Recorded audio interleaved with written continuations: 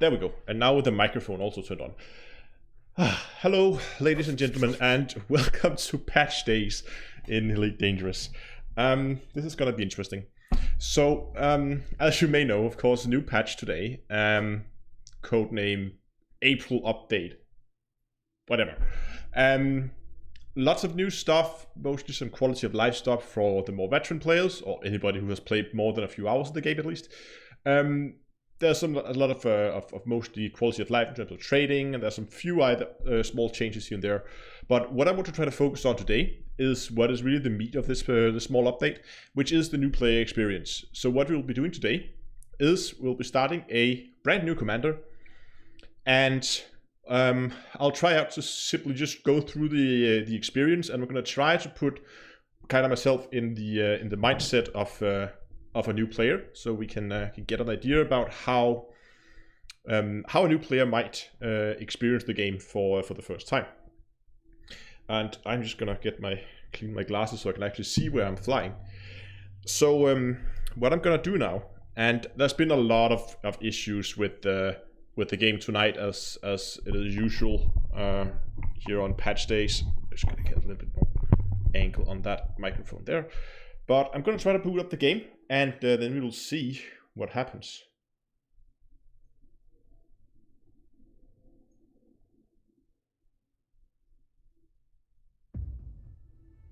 There we go. And chat is working today, which is nice.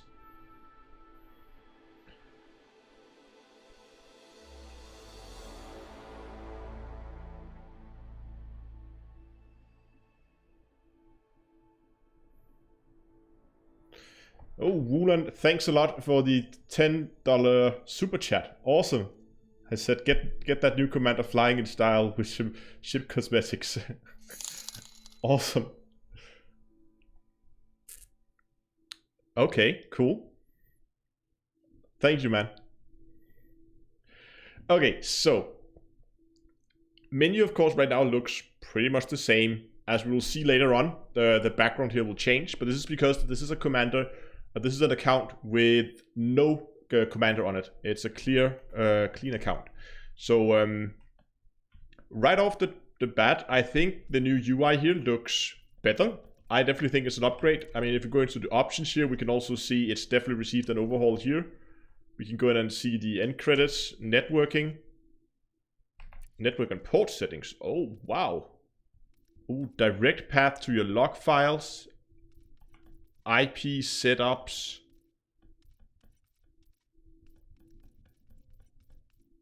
Wow, okay. There's a lot of stuff available in here. Audio and stuff is probably still the same. I like the new UI. I think it's nice, and nice to see a better overview here. This one is still a mess, to be honest. It's pretty much the same with the new skin, but it's still everything, just too many things. I know they try to categorize it, but I still have a hard time finding my way around this. But anyway, graphics, I guess, is pretty much the same settings. Yeah, the same settings as before, just with a new skin. And I'm just keeping an eye here on my system resources, because I know there's some issues with it suddenly just clogging up the computer. So if when I create the new commander, suddenly the stream suddenly begins to lag or something like that, then it's Elite clogging up the computer. I'll try to pull in my my system resources if that happens. Anyway, let's try to go ahead and let's start a new commander. Your commander name is permanent and cannot be changed. Body type can be changed at any time. Please register your name in the Pilots Federation database. Maximum 20 characters. I already have made an account a commander previously on this one, and he was just called Test Commander, so I'm just going to use that again. Select body type, male or female. So you can choose if you want to be male. Let's say this is a male commander. Let's continue. Okay, so now we get a choice here. We get a choice between a new commander or a Horizon Sidewinder.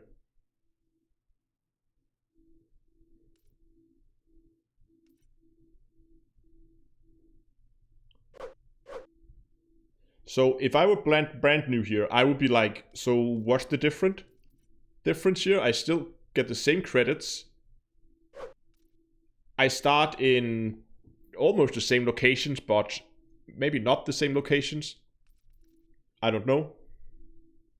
Yeah, exactly. But I know that the Horizon one just has an SRV equipped. But from a new player perspective, what's the difference here? I mean, I can see here all round or planetary ops. So I would probably go all round, since I don't know what the game is about. I don't know anything about what I'm going to do in the game. Yeah, different starting areas as well. So I would probably just, as a new commander, I would probably say, yeah, new commander. That's probably best. Okay, this is nice. This looks really good, by the way. I should probably just, if I quickly move my my camera here, you can see over here on the other side, there's like a small step, so you can see how many steps you completed, which is also really nice, but was hidden behind the camera, obviously. So this is a little odd to me, that they are showing us like stats on the ship at this point, where, I mean, why do I need this information now? It's nice to see. I mean, 220 meters a second top speed, is that fast? It sounds fast, but is it fast compared to other ships? FSD range latent 7 light years, is that long? What is an FSD? And what is the difference between latent and unlatent? Shield armor, I can kind of, again, I can understand what that is, and hull mass, that makes sense as well, and cargo capacity, 4 tons. But you wouldn't even know exactly what FSD stands for, so that's my point here. Why are we being shown this information? The only reason why you would show this information was if you had multiple ships to choose from. And I guess that you, depending on what pack you have, you will have different ships to choose from, so then it kind of makes sense. But if you don't have those special packs, I think you can actually start with a, instead of a Side, you start with a Cobra or something like that. But if you don't have this, if you don't have one of those packs, why am I even being shown this screen? I can do nothing here other than just say, okay, and click continue. There's no choices, there's no options for me here. I mean, I choose which commander. If I go Horizon, okay, get the same info here. You can get my point. They could have skipped. They could have skipped this page if I don't have an option. There's no reason to show me this information right now, because there's nothing I can do here anyway, and they could just have moved on to the next one. So that's a little bit of fine tuning. I see why the screen is here, because some of the packs that you can buy is some of the packs you can buy does include other ships, but if you don't have an option, why show the screen? Okay, let's move on. So now we actually have to type in some stuff. Your ship name is... What am I doing? Question mark, question mark, question mark. And the ship nameplate should be noob. There we go.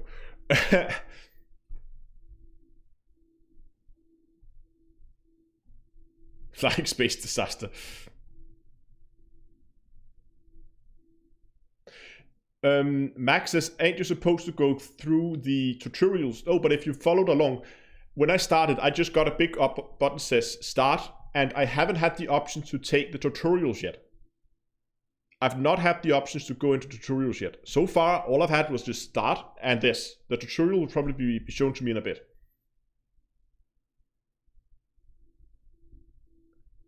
So now that we've filled out our ship name and ship ID plate, now we can choose where we want to start. This system is only recommended as a starting location for seasoned commanders. Okay, fair enough. A permit controlled area administered by the Pilots Federation. This option is recommended for new commanders. Okay, that's really nice that they're actually putting in, because again, if I just had 2 starting locations here, I would be like, what, why, what's the difference between where I'm starting? But the fact that I actually put in text here saying, are you new to the game, go here. And of course, now that we know from being seasoned players, that doesn't really matter where you start. I mean, the new area here will probably have some easier missions to complete. That's what I understand. So we're gonna choose Drumi and start there. And we get like a business card here. You know what? That's actually a pretty cool... I would actually like to do a business card like that.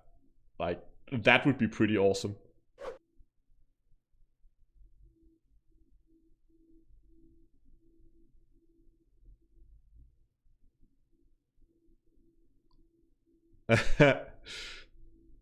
Place of issue. Look at, can you see that? Place of issue, Shinrata Deshra.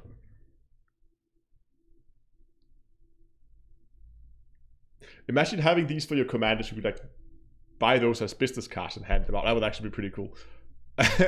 Anyway.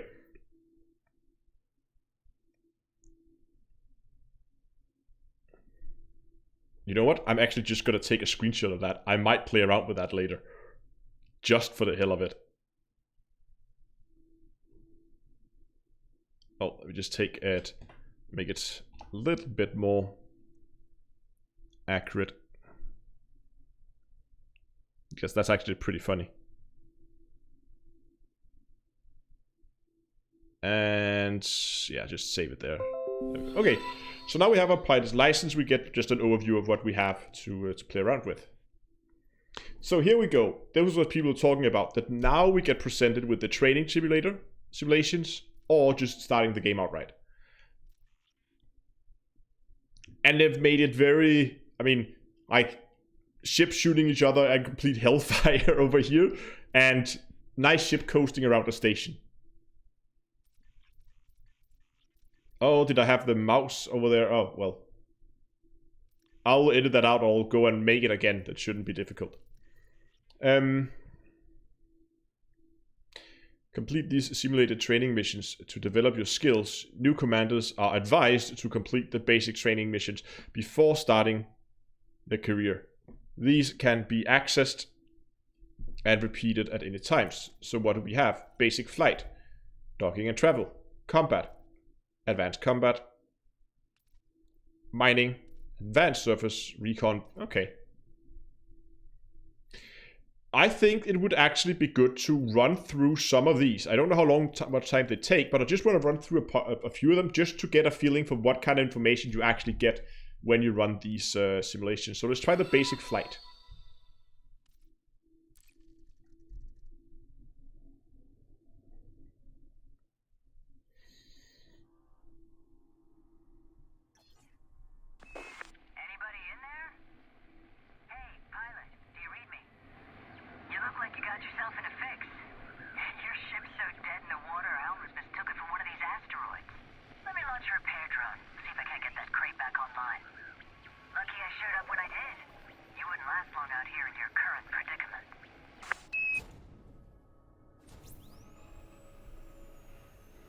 Okay. Okay,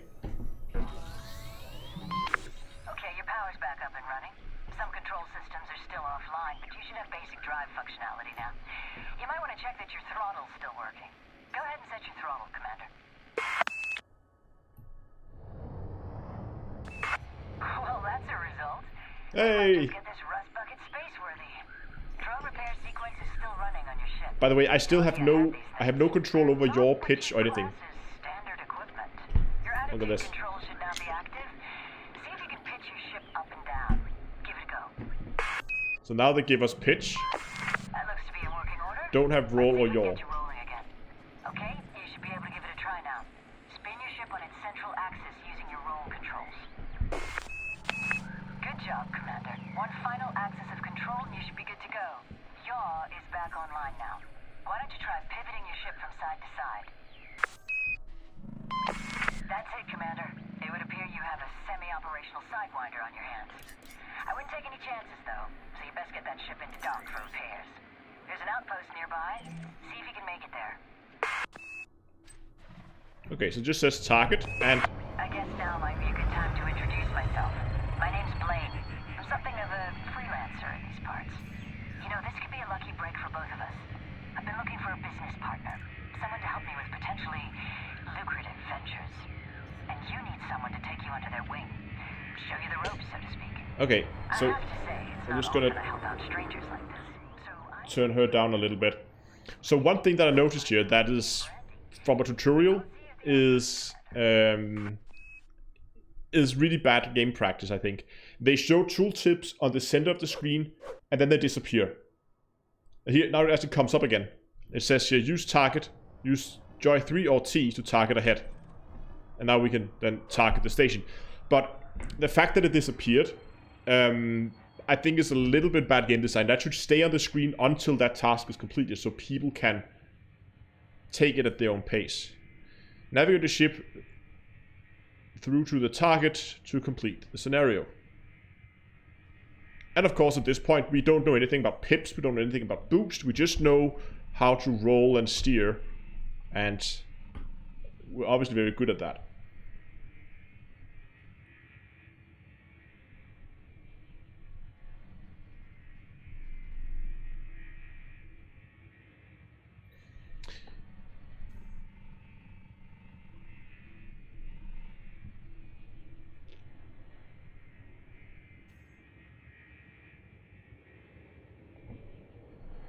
Objective completed.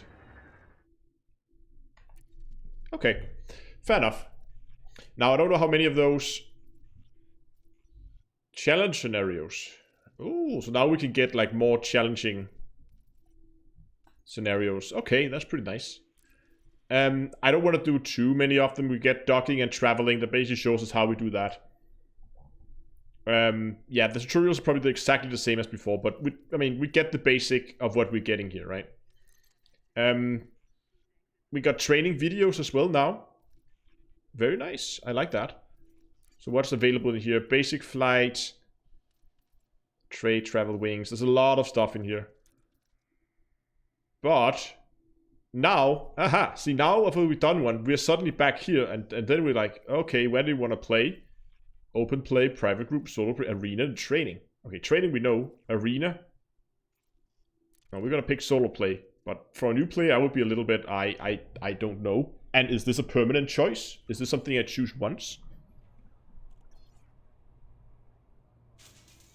Okay, so now we're in the station. And that is of course all good. Problem is, now what? I mean, you have to notice that small message icon up here. And that says what? And if you know how to navigate to that, of course, let's say here. Hello, Commander, Test Commander. The Pilot Federation has issued you, the Pilot Federation, the permit grants you access to Pilot Federation's space, considering the trading systems, blah, blah, blah.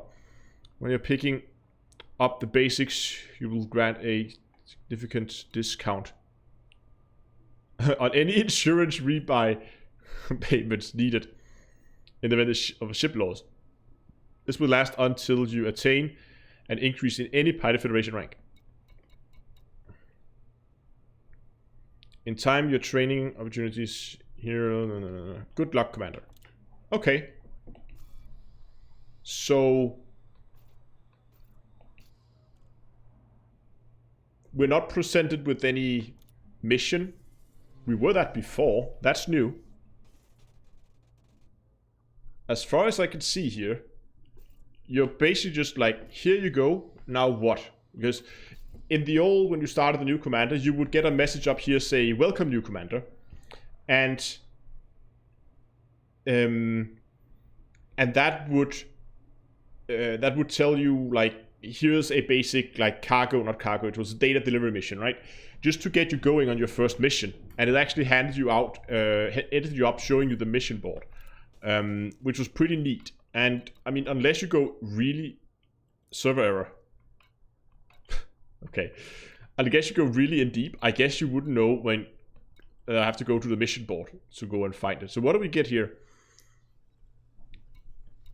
We get a ton of missions. We get some mining missions. We get some cargo delivery missions. We get a courier job. We get a data delivery mission.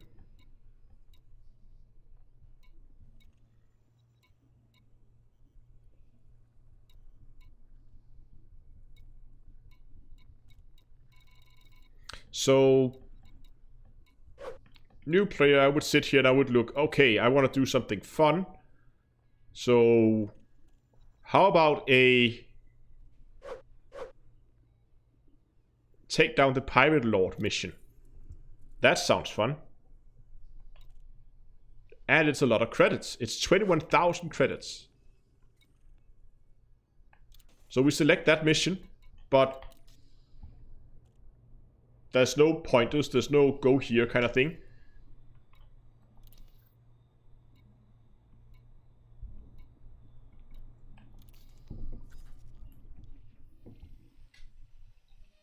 All done.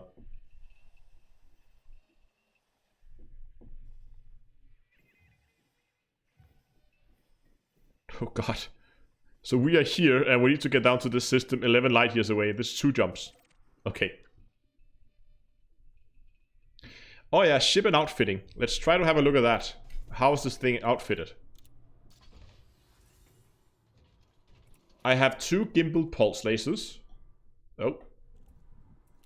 I have probably nothing in utility. Nope. And this is probably all E-rated. Probably.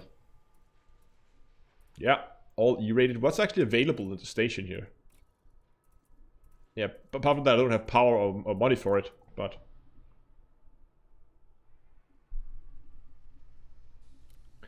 Optional internals, we get like a basic shield and a cargo rack. And then we get a super cruise assist and an advanced docking computer.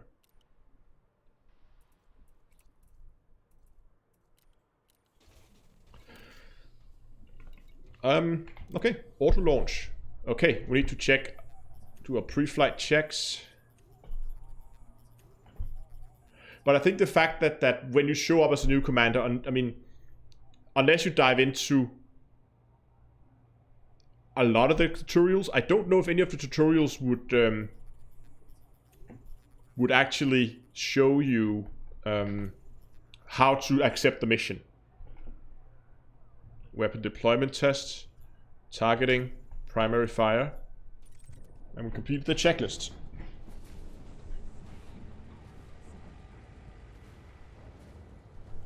No hands. Let's see how this goes.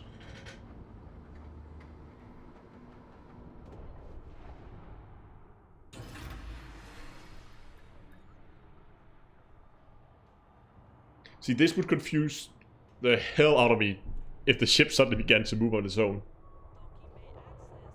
And now it's just sitting there, doing nothing. Oh, okay, now... Because right now I have no control over the ship. At all. But it is... Well, that is an impressive... Well done on that. That is an impressive sight.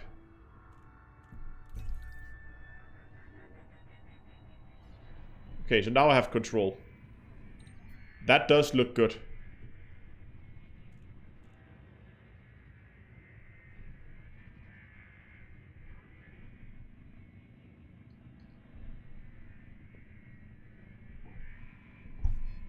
And we would assume that we have done the guide on how to travel, so we know that we have to go and point and click the button and it will go there.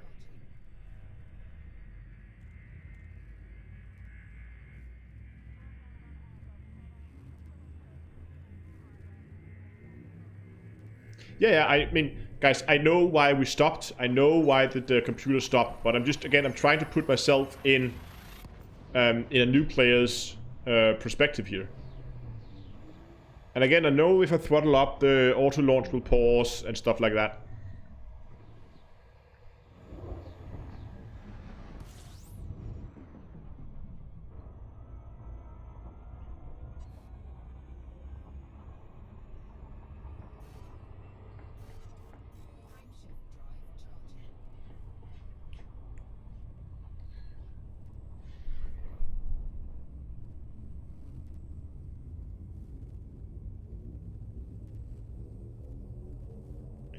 Yeah, maybe you're right, Dungler, or maybe it's just you would just assume that's how the game works. That's probably a good point. That if you don't know better, then maybe auto launch will okay. It just takes you out of the station.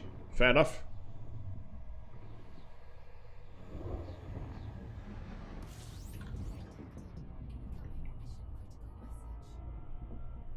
Okay, so we got a mission critical message.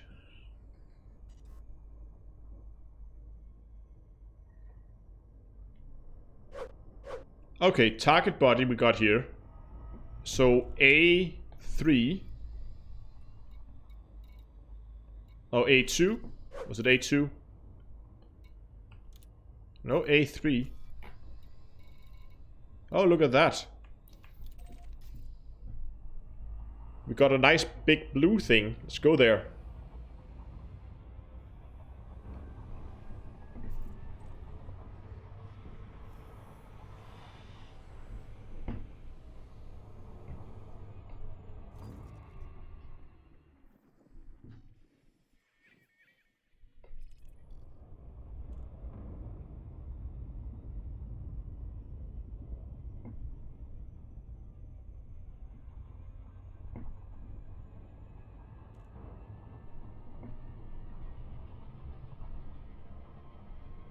Blue is the new orange. Yeah, exactly.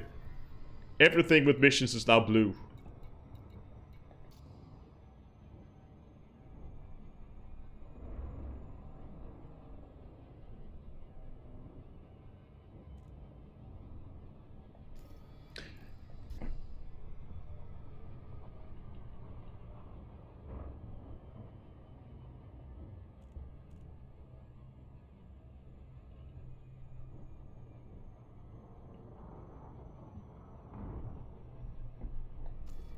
Why is my auto computer thingy not working?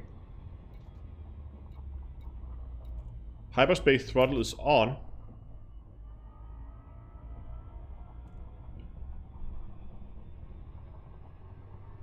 Do I need to activate it?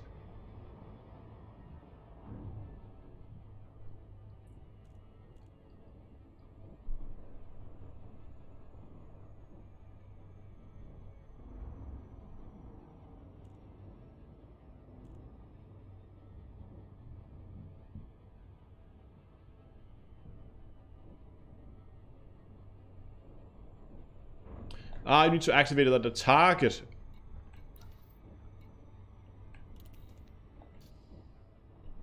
Align.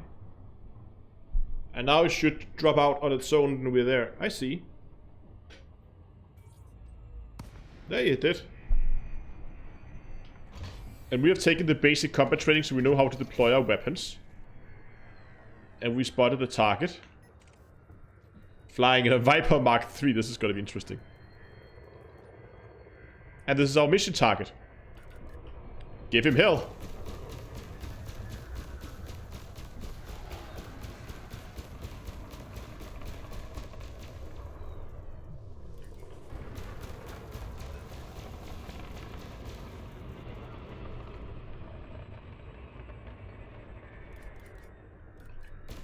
Okay. Challenge level wise, I was a little concerned that this might be too difficult for a new player, but they actually think this is okay. I mean, I can, without too much trouble, stay behind him. I mean, so far he hasn't fired back.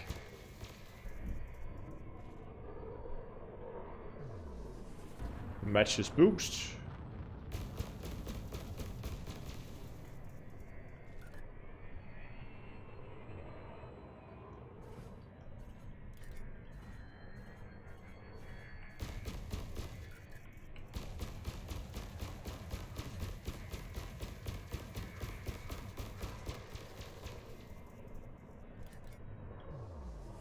And again, we're matching his boost.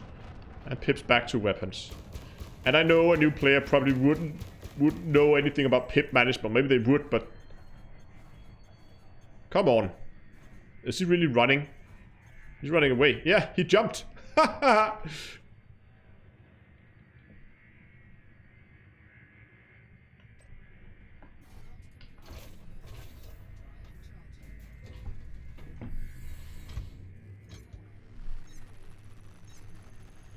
I mean, that's actually a surprise that he jumped already. I mean,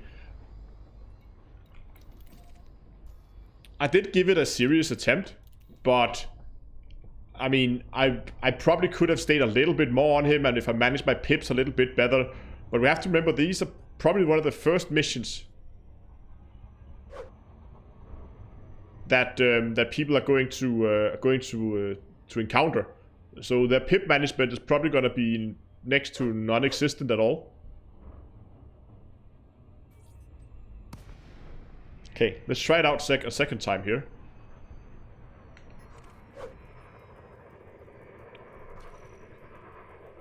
Oh, that was quick. He changed into a Sidewinder.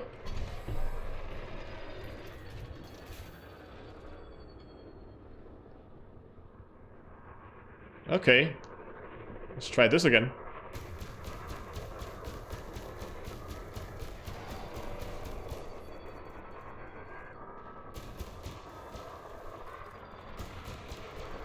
Will he even try to shoot back at all?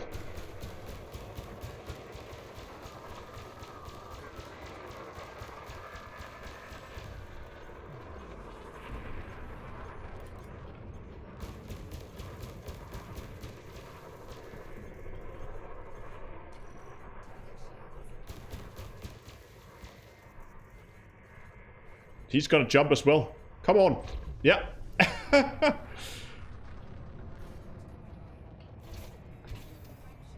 Oh, this is gonna... I would be annoyed.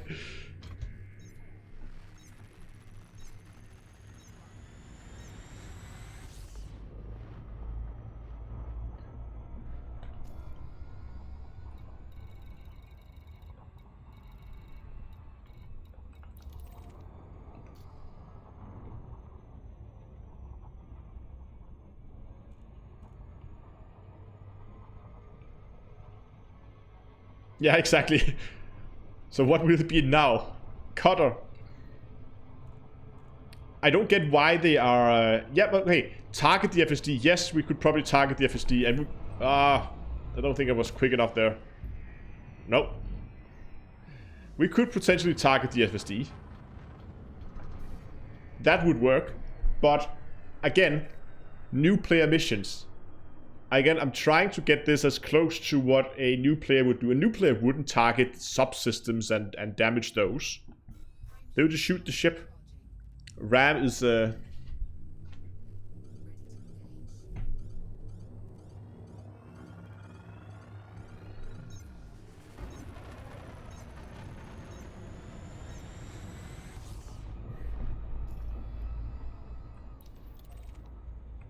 let's try the auto thing again. I might actually begin to like this Supercruise assist thing.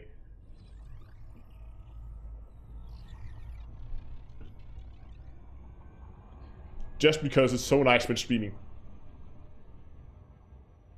A new player would quit. I'm gonna give this a third attempt.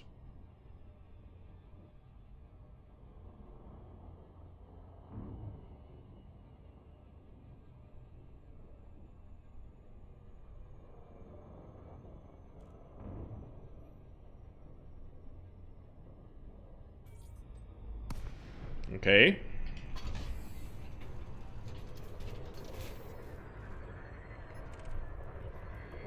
And now he's back in a Viper.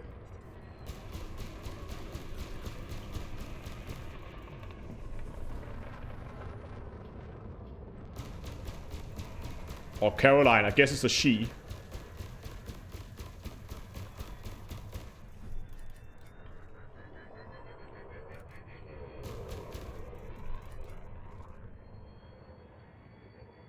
Still can't boost, still can't boost. Throttling back to get more turning speed. Getting close and get some hits in. Yeah.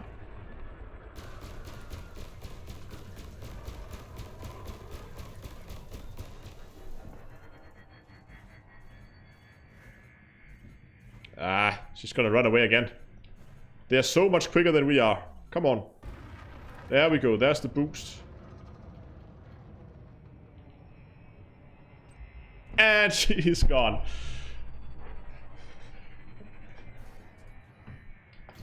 This would really annoy the hell out of me.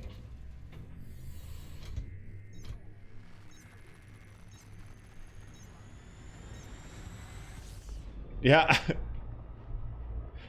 I know I'm in E-rated gear, but again, I'm a new player, and I think, you know what, combat, space combat, that looks fun.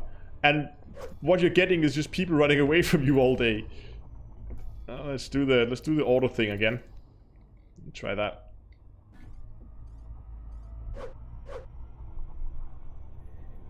Now, we're gonna try to do a little bit more... I don't know what you should call it.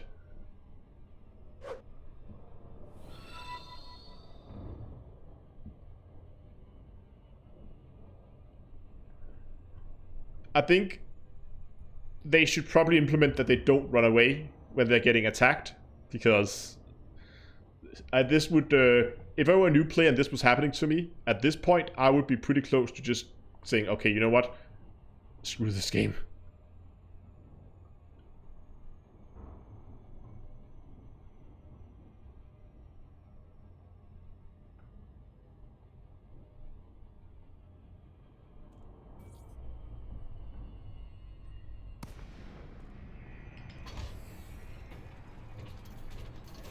So what do we get this time? Another Viper. Gonna try to see... Oh, and the shield is already down.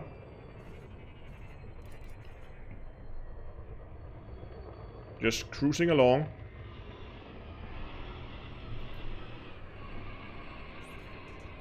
Okay, now we're being scanned.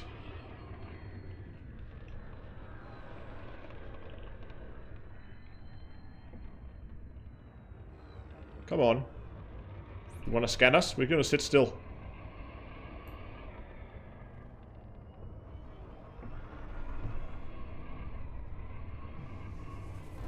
Ah! She moved.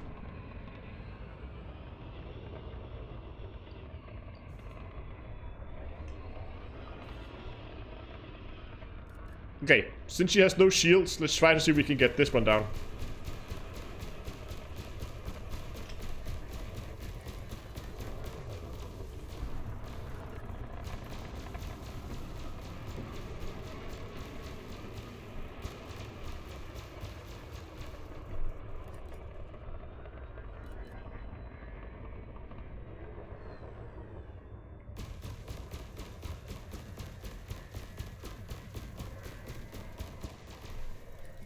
We're almost ready to boost. There's the boosts and pips to weapons. Wait till we're getting close before we use our weapon power here. And now she's going for the... Now she's gonna run away again. No, no, she's still turning. Come on.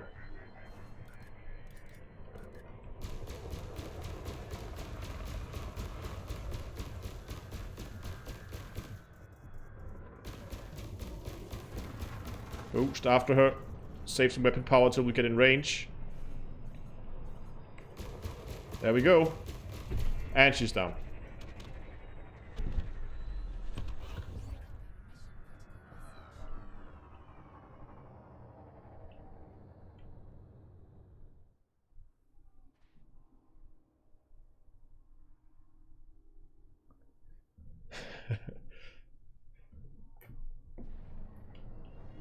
Now I think as soon as we engage, they stop scanning and they go into this combat mode again. Okay, so here's the next issue. We're gonna collect reward. Okay.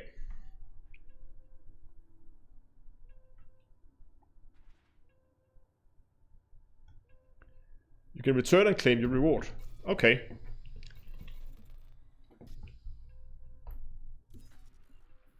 So now we can return here. Oh, we actually do have enough fuel for this. I was concerned we wouldn't have enough fuel to get back.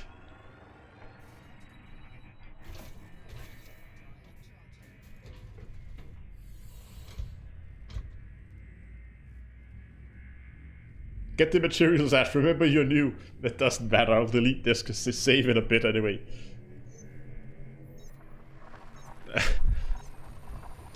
This save probably wouldn't last an hour after the stream is over, because I'm planning to do a video comparing the old and the new new player experience. Old and the new player experience.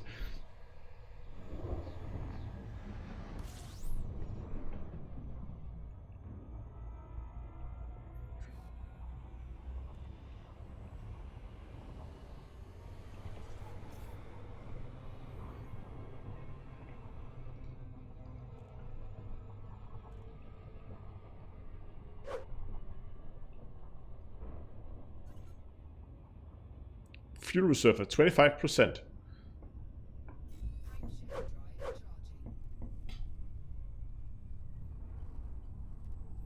No, no, they're still spinning ships.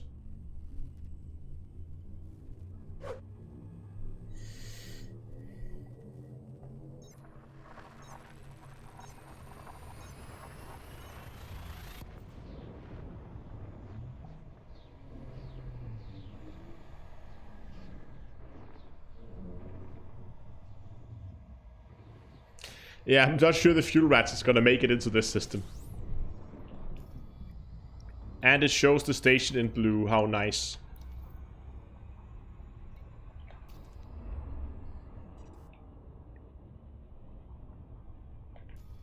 So I want to try something. If I put this on auto mode now. Super Cruise Assist active. Okay, let's see how far we can get.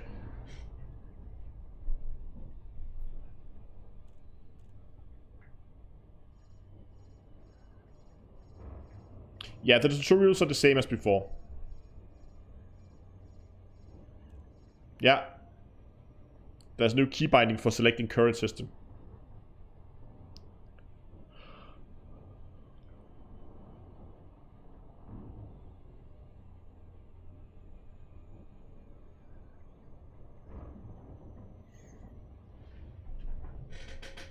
And now we just lean back.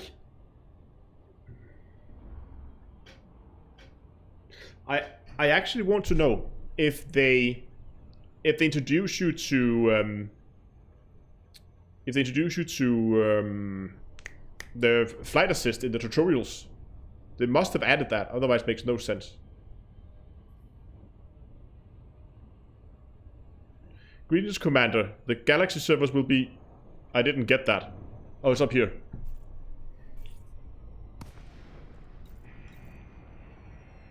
The Galaxy servers will be rebooted in 15 minutes. For emergency maintenance.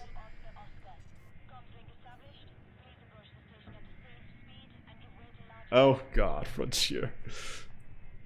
Okay. Let's try the docking. Let's see how it handles this.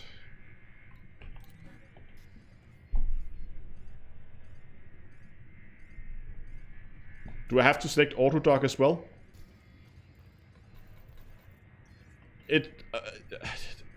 Auto dock on.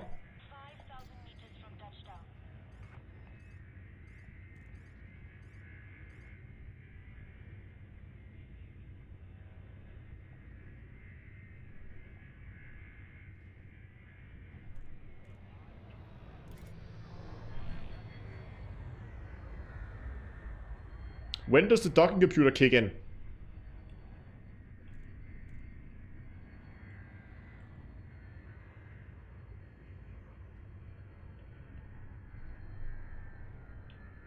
Could you try? Oh, there we go.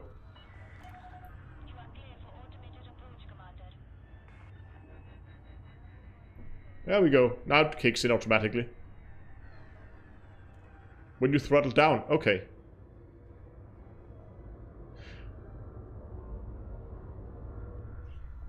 No hands.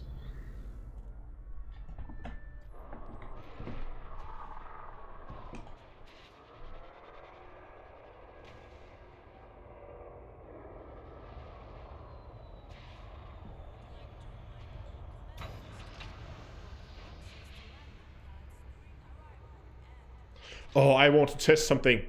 Hopefully, because there was a constant bug when the camera would lose signal all the time.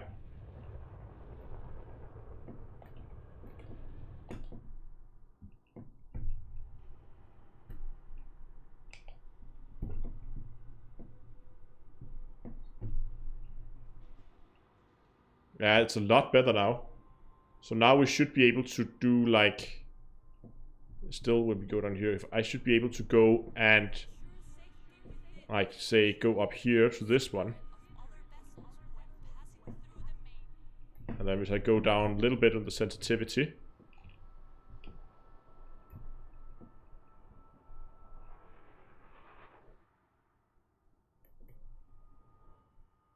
Oh, not too low.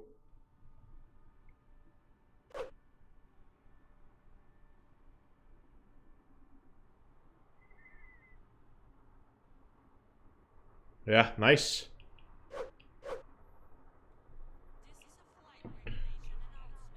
And what about in here? Can you go here without losing signal? Yeah, we can. Almost. Okay. It's definitely improved. That's for sure. That's really nice. I mean, I guess it's something most don't really bother much with, but as a content creator, it is really, really nice. Okay, let's just quickly head into the shipyard and see what's in here.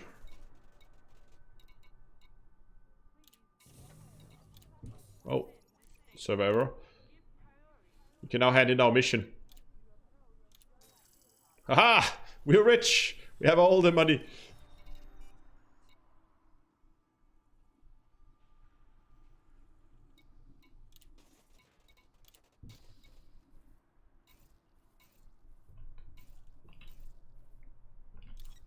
Sidewinder, Eagle, Hauler, Adder, Viper, Cobra.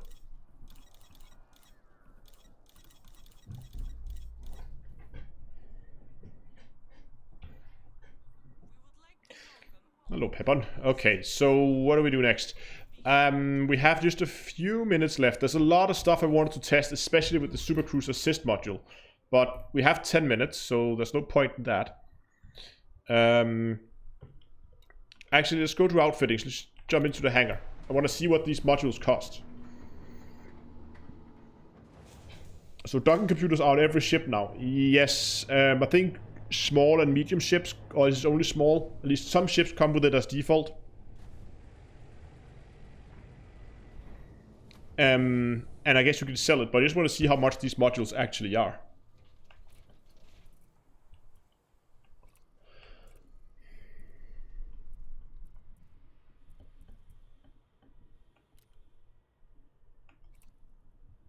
Wait, what would happen if I'm just going to store it? Could I buy a new one? Flight assist. Okay, so they're basically free.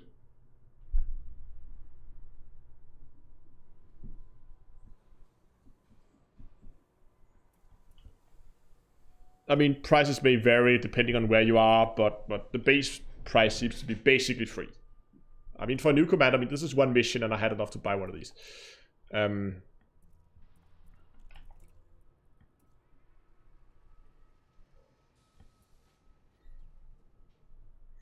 Allow assisted docking sequence at all starposts and outposts.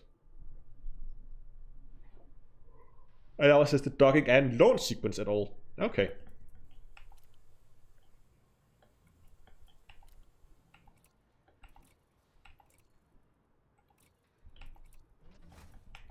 I just wanted to... We have a few minutes left before the server shuts down. I just want to do an auto launch. And I want to see what kind of footage you could potentially do now. Oh, okay, so don't go too far back. Still not. When can we... There we go. No.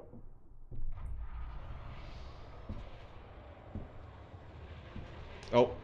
Turn that off.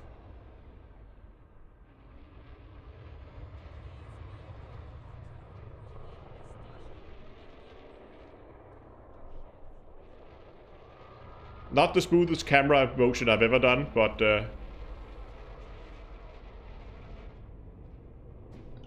you could get that right if I didn't have the camera clip into the ship as well. If I actually had it go over, could have gone. You could actually do some pretty cool undocking shots, I think.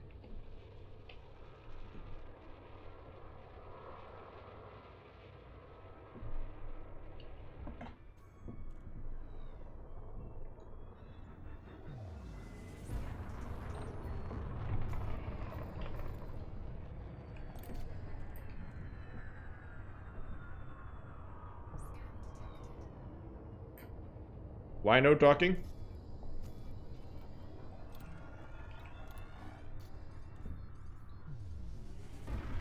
Woohoo!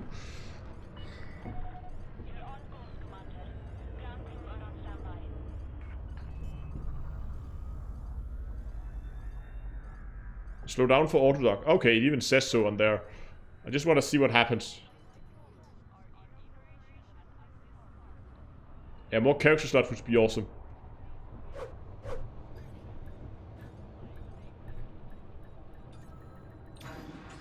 There we go, on the landing pad. Oh yeah, the market UI. How much time do we have? We have like 5 minutes. This is, by the way, pretty awesome. So now we have separate buy and sell screens. You can see most of this stuff is grayed out because... Oh, because we don't have any of it. Got it. Oh. That's not a lot for white opals. But we can compare. We can filter.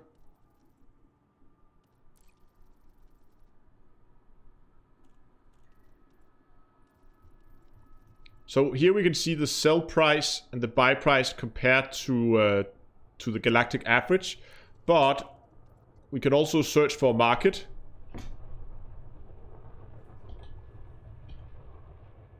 We probably don't have trade data for James Memorial, but if we had trade data,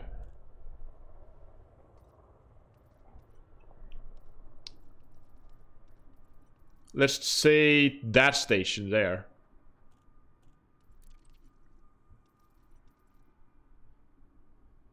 Profit if sold at this station. So here I can pretty much just sit here and I can scroll down the list and say, oh, look at that.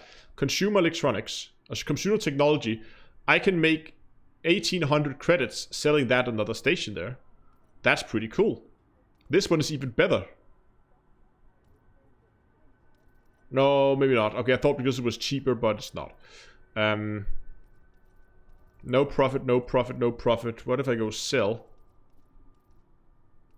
Profited broad on that station. There's no profit to gain of that the other way then. But that just makes trade routing a lot easier. I could say, okay, that wasn't a good station. What about that station instead?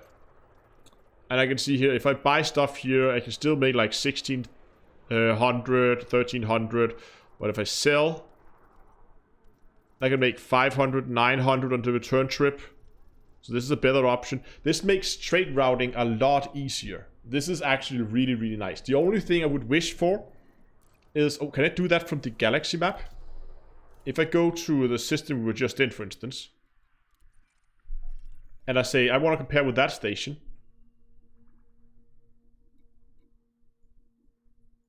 See, I would like now to be able to go and say, I want to compare with this station.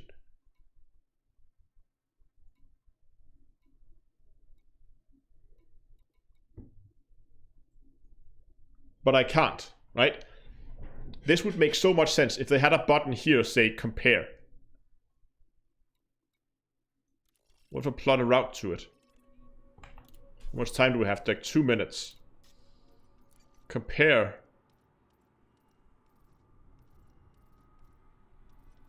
Search market. So I need to search for a specific system, and I can't remember the system name. It was... Sharur.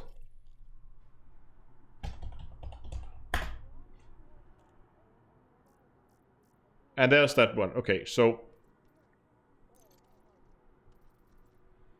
you have to search up the system name. It would be nice if I could just go into the map and click, say, I want that. And now we could again see here, if I buy stuff here, so profit, I can see 1,400 there, 1,600 again on performance enhancers. There's some decent money to be made here, trading. And I can get a little bit on the return trip. I can get 600. I can get, what was that? Yeah, like 600-800. That's okay. That is really nice. There is still a few extra things, like being able to select it directly from the UI would be really good. Sorry, from the galaxy map, or would be really good. But yeah, okay. And it's all approximate profit. Okay, we're gonna get kicked in about 30 seconds, so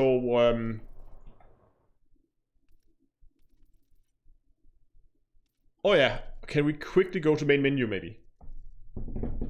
Yeah, look at that. We now get our glorious ship. Astro, click on commodity. I don't think we have time for that. We can try to log in and see if we get the time. But now you get the ship in... Now get the ship in the menu, which is really cool. So click commodity, then view in galaxy. So if I go, let's say this commodity, consumer technology. Less than 5 minutes. View commodity in galaxy map. Okay. Ah. That's nice.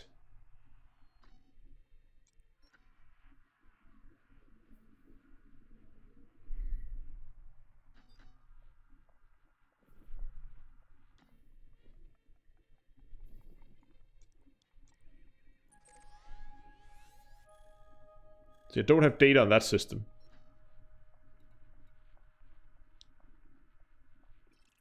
And there's the kick. Okay. In the meantime,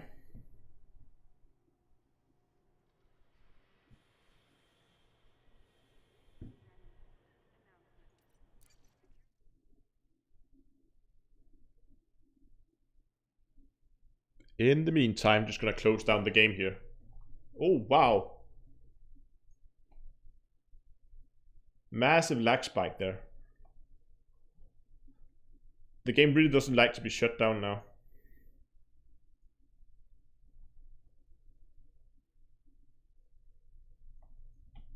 Okay. Could you close Elite, please?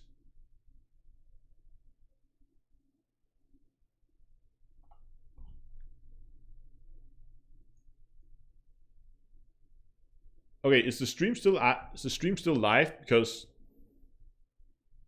it seems like it is, because my computer is not liking this at all. Elite Dangerous executable. End task. Kill it. There we go. Now it died. Okay, great. Stream is still live. Okay, great. It was just Elite being a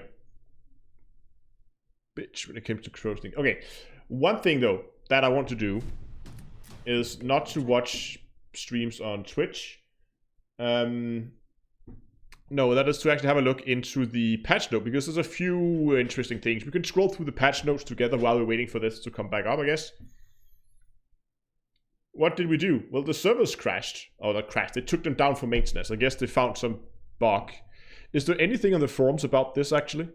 News and bulletins?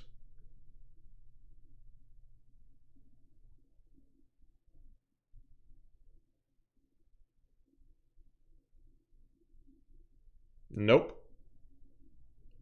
Have they posted anything on Twitter?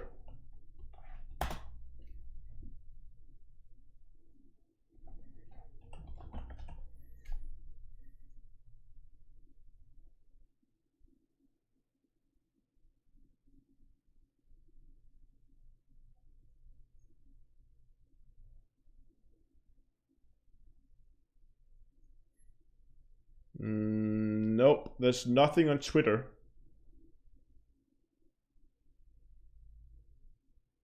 Okay, so 5 minutes. Okay, fair enough then.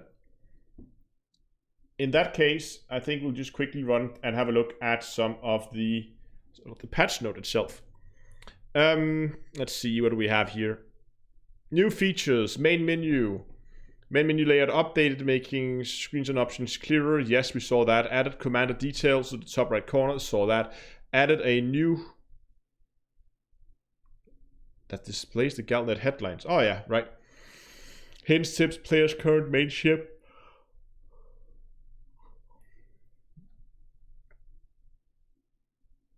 Updated the new commander flow to make the process more informative and engaging. Ship selection now display more information on the ship. Ah. And also includes an image of the ship itself. Oh, we didn't get a look at that. I'll have to look at that. Player can now choose to start. Yeah, we saw that. Pilot Federation. District. Yeah, we got that. New modules. Advanced Dog Computer. Super Assist. Added new flight assist sections to the ship tab. We saw that as well. Navigation tab, pilot. Yeah, we've got all those new. We just got a brief look at that, but they have a lot of new icons over there, which makes navigating in the system a lot easier. So, like, definitely a plus for this one. I think this is actually a huge addition. Pilot's handbook. Again, helping new players.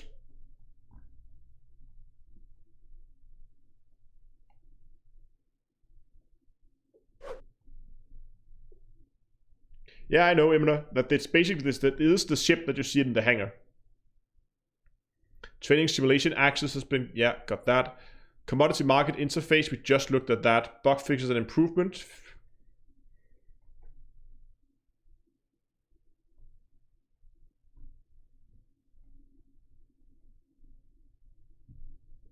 Wait, hold on. Pirate AI will now act accordingly once the player responds after they damage. Okay.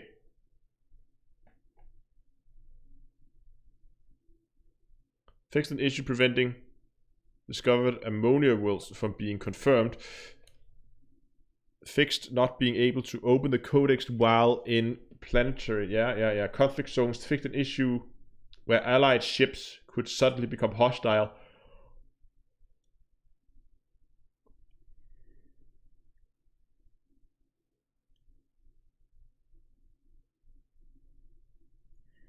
Fixed an issue that would cause damage built by Thargons to increase in multiplayer sessions. Fixed an issue called heat damage to apply the vessel when in multiplayer. This one is pretty neat. Drag munition, which is a special modification only on frag cannons and Seeker missiles. It now disables the victim's boost function whilst it's active. This is pretty significant. Chile says drag munition change is going to cause a stir. I think it already is. Should we go and should we go and have a look?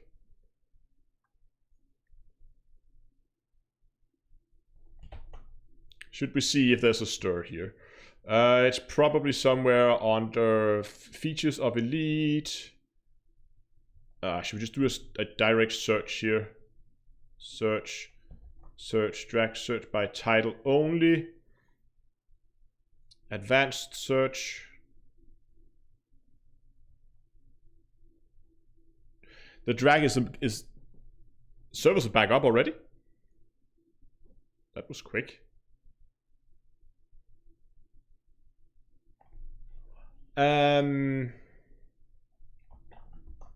Search by title. Newer than I want stuff. What days? Like since just yesterday, so we know that. Order by relevance. Search. Let's see what comes up.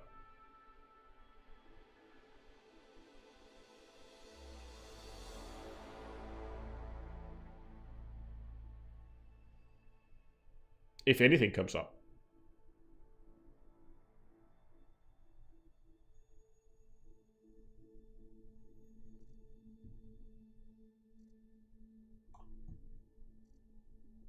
Got 2 threats on drag munition.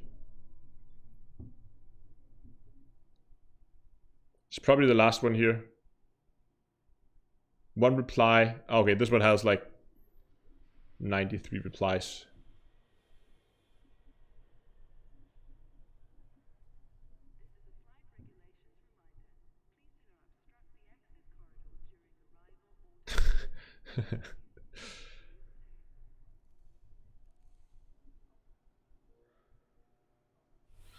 It's a poorly implemented update. Yeah, here we go.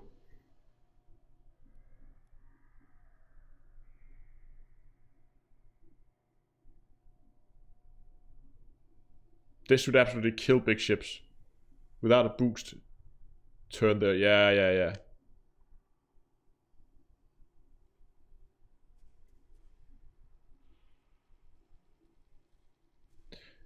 Most people seem to be pretty negative about it. But okay, it seems servers are up. So let's jump back in.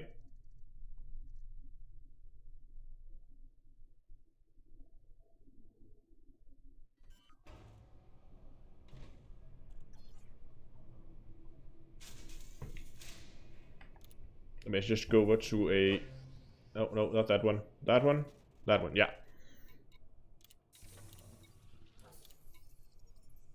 What the hell's going on here? Hold on.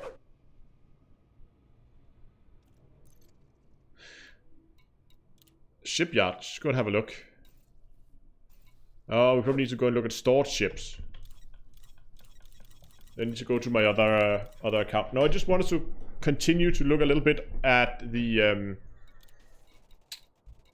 commodity market. So if I took something, let's say, oh, it saved the settings. Nice. If I say, oh, this one, performance enhancers, you're in Galaxy Map. How does this interface work again? Import.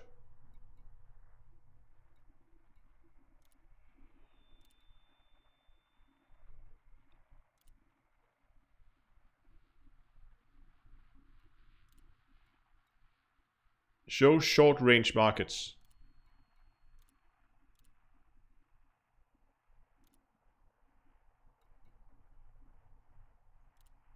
So only short range markets, only large landing pads. For instance, if we were doing trading and exclude planetary, right? We could do that. That is actually pretty neat. Clear for comparison. Ah.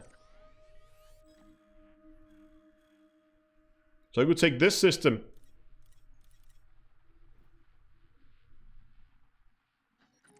Or I could take this system.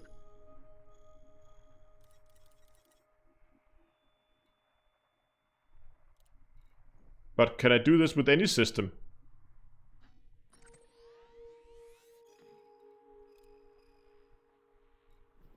So now we're comparing with this.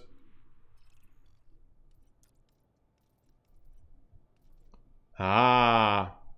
Okay. I take that back from before when I said they just put it in a place that was slightly less intuitive to me. But the fact you can do it from the Galaxy map is okay. That's fine by me.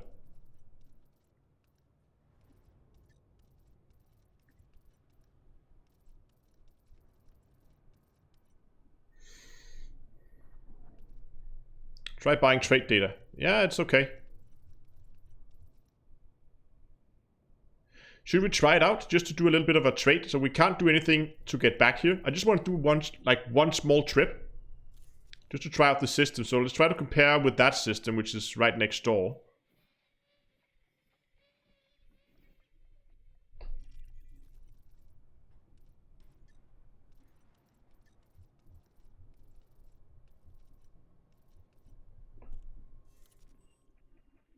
Is there only one station here? There is.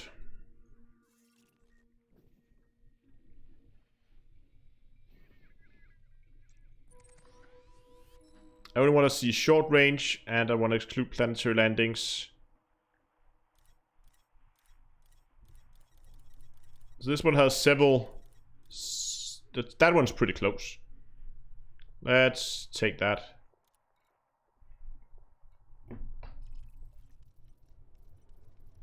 Is there any profit to be made here? No. Could we, if we want to, could we use the old trade interface here? Oh, there's new stuff here. So, commodity.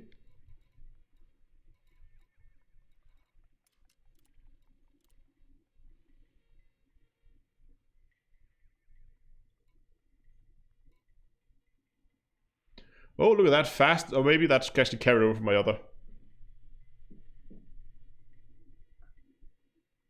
No idea what the reboot was for. I haven't seen anything about it anywhere. Show trade routes.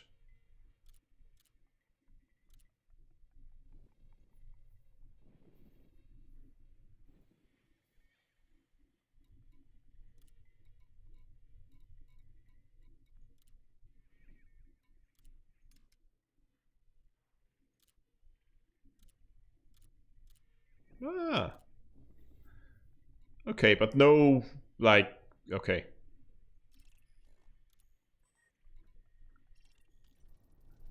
Let's try to find another...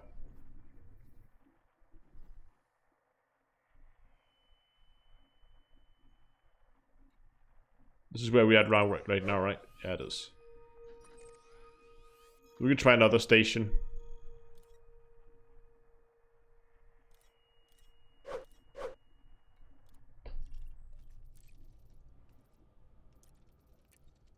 Is there anything we can get? Oh, I thought I saw something. No.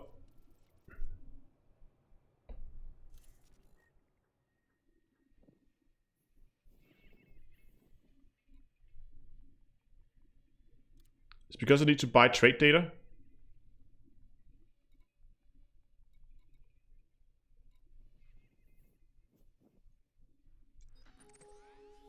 It might be because I didn't have trade data.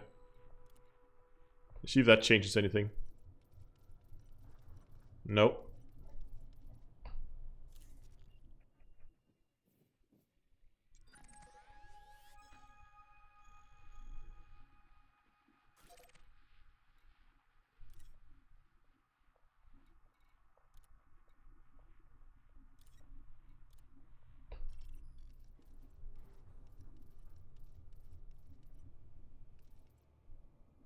Okay, so there's nothing there either.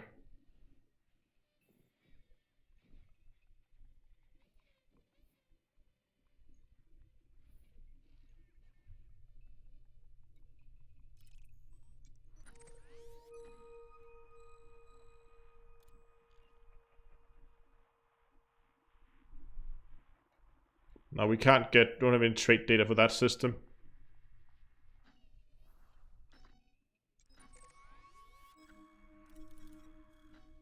Was it this one that actually had some profit to be made? Yeah. Okay. So here we can actually make some profit on the return trip as well. And some decent ones. Okay. So what do we want to carry out there? How much money do we have? We have 22,000. How much cargo do we have? I think we have 4 tons of cargo. We could upgrade that. Should we upgrade? We should upgrade that. No, you know what? That's actually okay.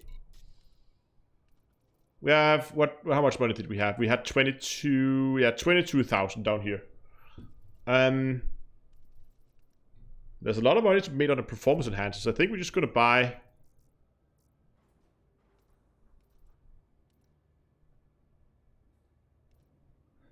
Oh, you can even see here on nearby stations that you have data for how much profit. So if we take it there.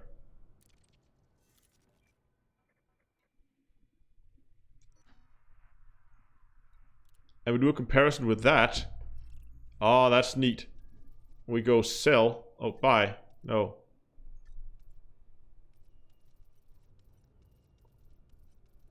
Okay, but there's nothing we gain as a as profit when we go back home.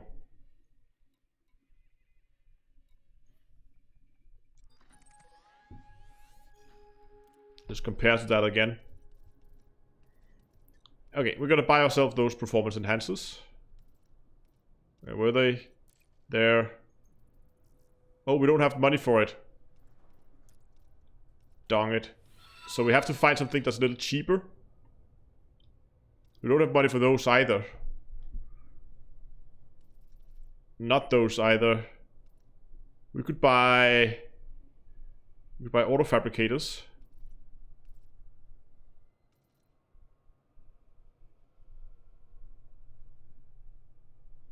Or we could buy microcontrollers. That's a little bit expensive too. I think we're going to buy auto fabricators. We have money for that. There we go. Cargo hold at maximum capacity. And now it's of course 3 jumps down there because we have cargo. Let's go.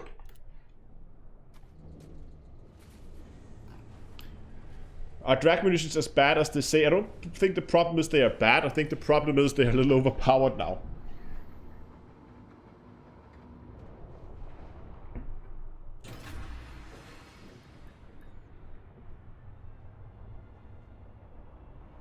Oh yeah.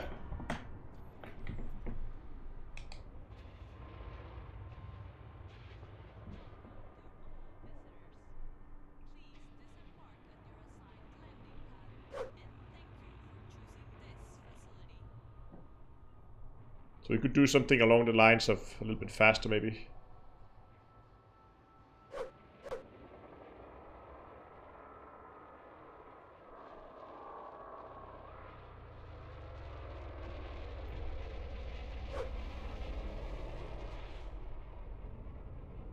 You could do some pretty cool shots with this as it's undocking. It takes some getting used to.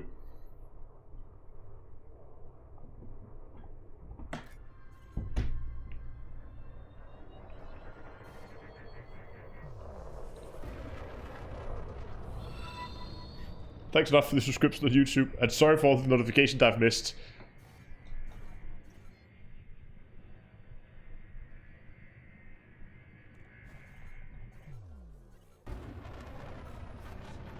There we go. I actually like the new trade UI. It's actually usable compared to what we had before. Probably right that EDDB and Inara probably has better trade tools than what's available in game, but you can now actually find trade routes in game. It is actually doable. It's a little cumbersome, but it's doable.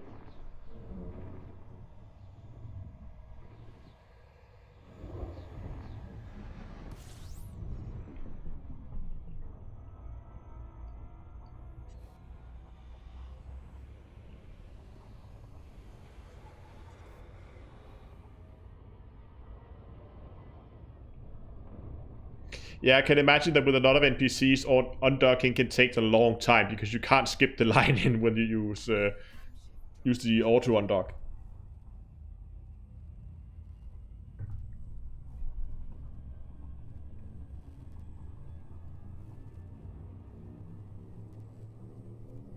It's like a Disneyland galaxy. We're not invited.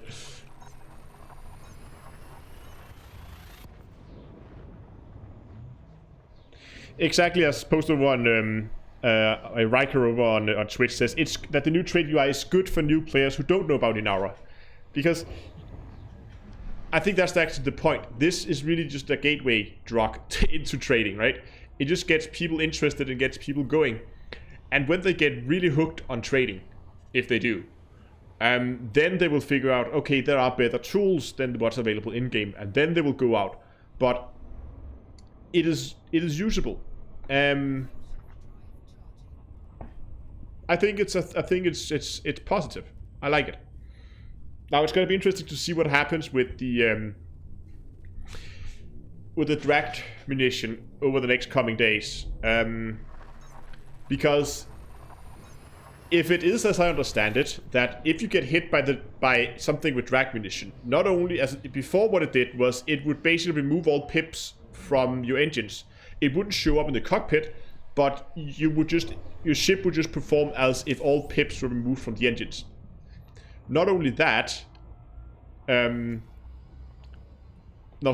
the problem before was, let's say that I now got hit by drag munition, and meaning all pips were now removed from my engines.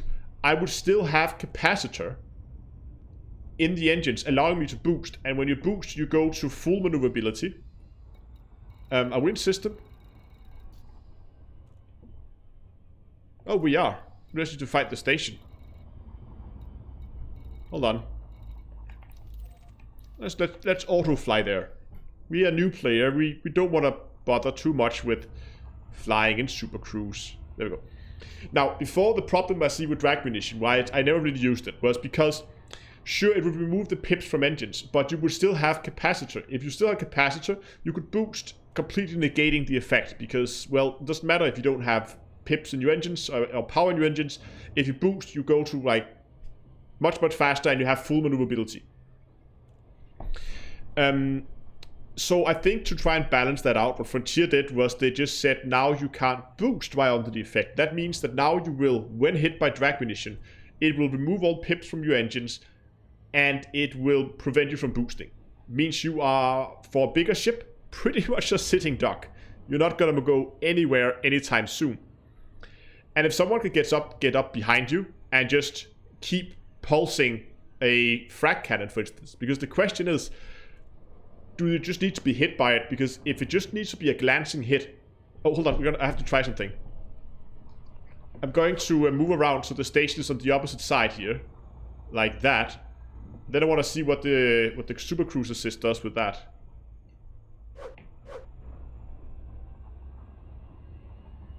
Okay, so it says move to obtain line of sight with the target. So it can't cruise around a planet.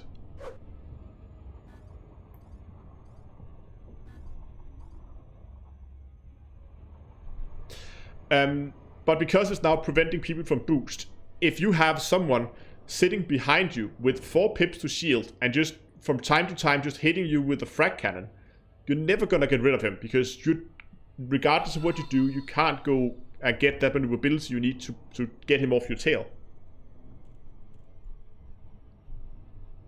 Is this the end of Loop of Shame? That depends if I'm gonna fit it on my ship, which I don't think I am.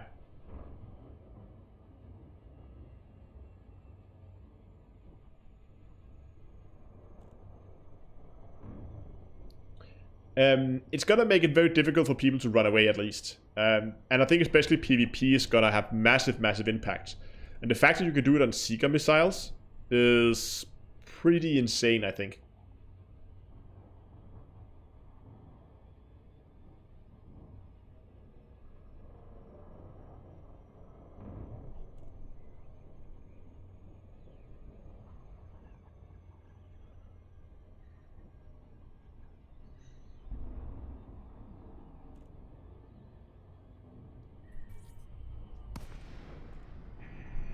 Okay, so here's something I want to try out.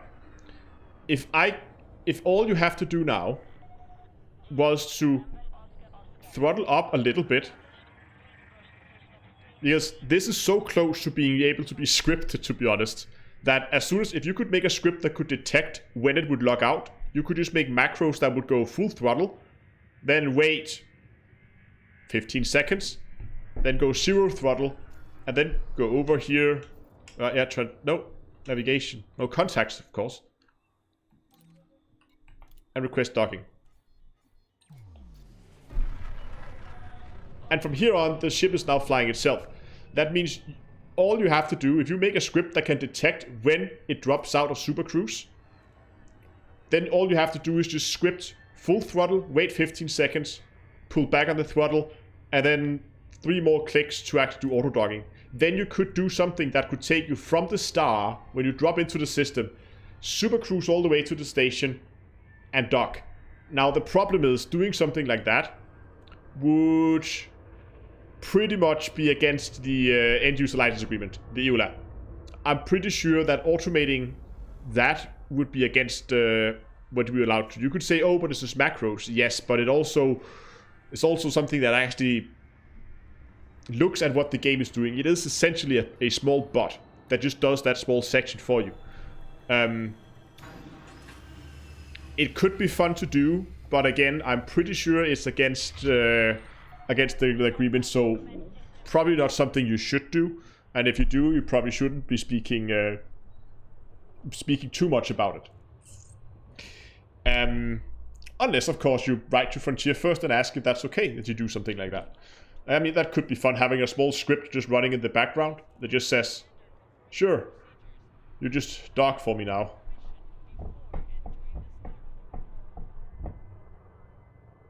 I don't know how I would do that, though, if you were gonna go and test it. Anyway.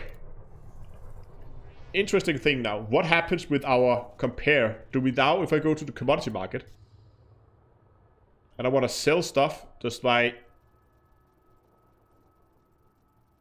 Oh yeah, see that it lights up a little bit. So I could now sell this for 4,500 profit. Nice. Look at that, we're now 27.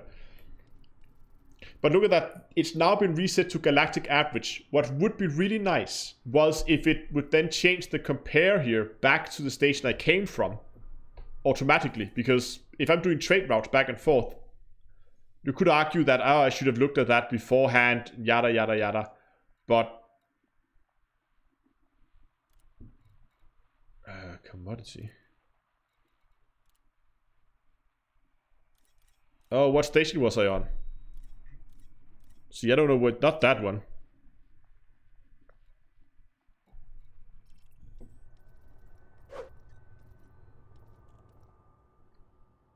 $890. It's pretty good. Oh, no. 890 is the best we can do.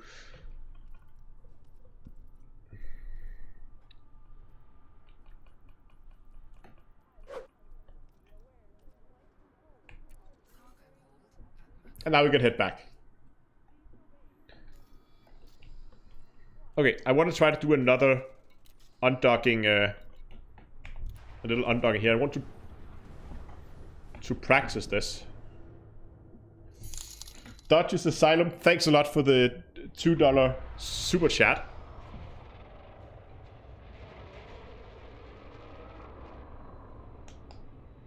There we go. Get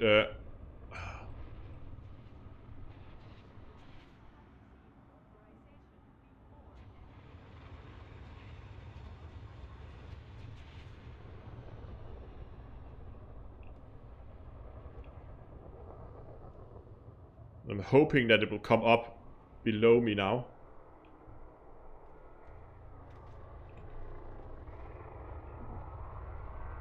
Ah, I'm gonna crash my camera into the station. Okay, I messed that one up.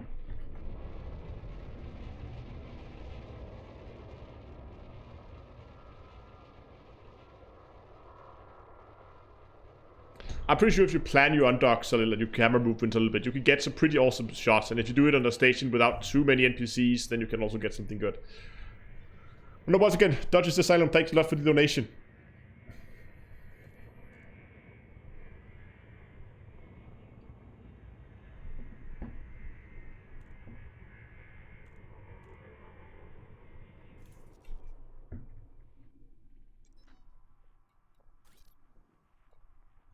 Okay, let's get back.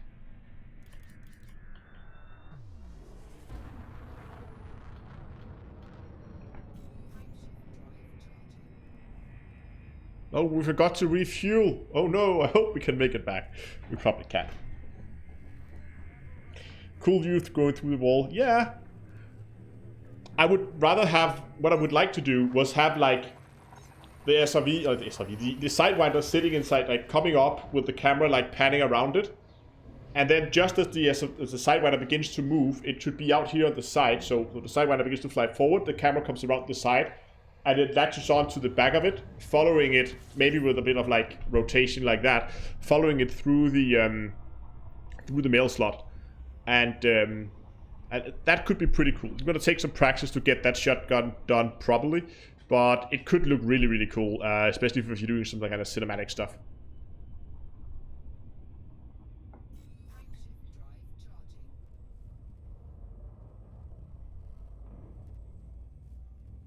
You just noticed the ship name, yeah.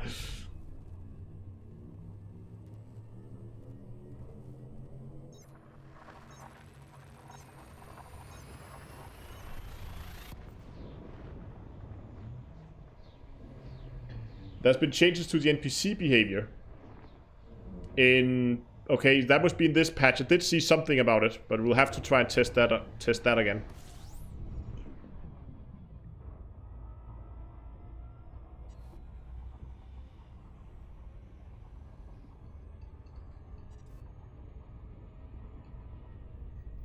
Yeah, but problem with is we have, let's see how much engineering materials we have. Oh yeah, nothing at all, because brand new commander.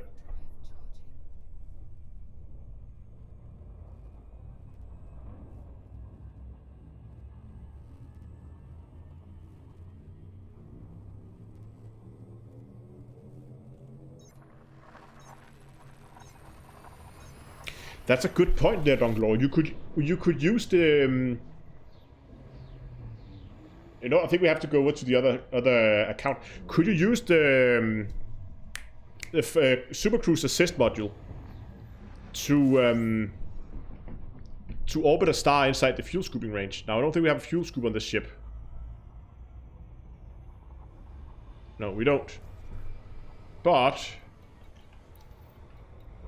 system map. Super Cruise Assist orbit. I want to try the orbit mechanic. See how that works.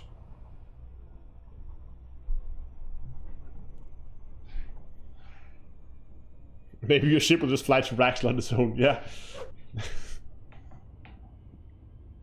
But if you could use it, if you could super cruise an orbit around a star, that could make fuel scooping so much easier. Just like, yeah, go to that star and fuel scoop. Of course, you normally don't fuel scooping for that long, but still.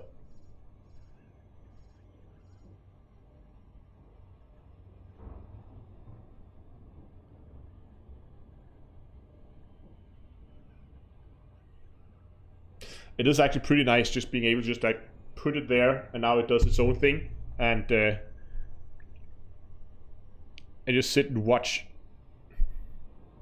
It'll probably get boring in the end, but I don't know.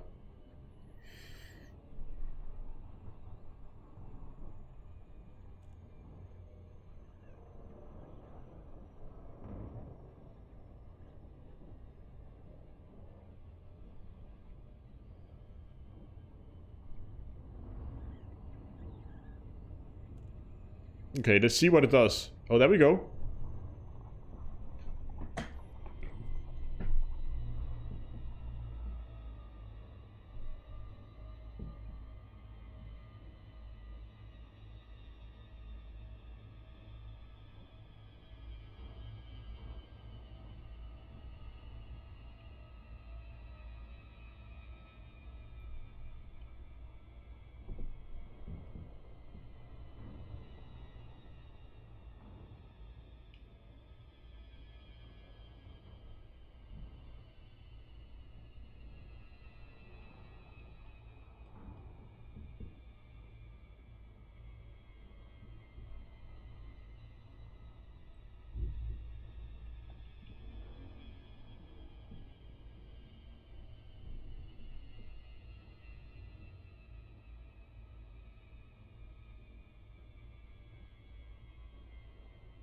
Can actually make some pretty cool shots with this.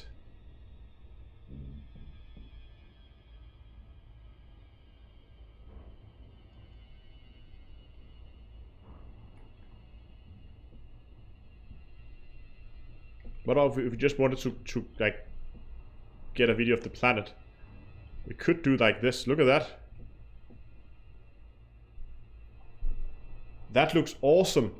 You know what? For this reason alone, I might actually consider fitting one on my transport ship. Because this is actually an option to make some really, really cool shots.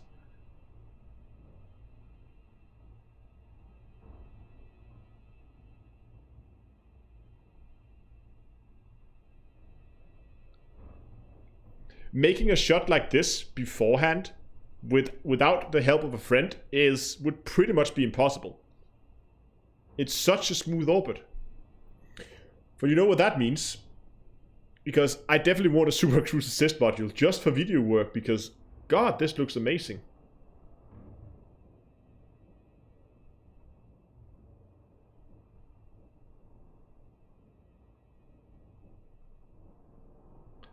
Yeah, Darkwish, but I have updated the camera content to something different, but I will have to figure out.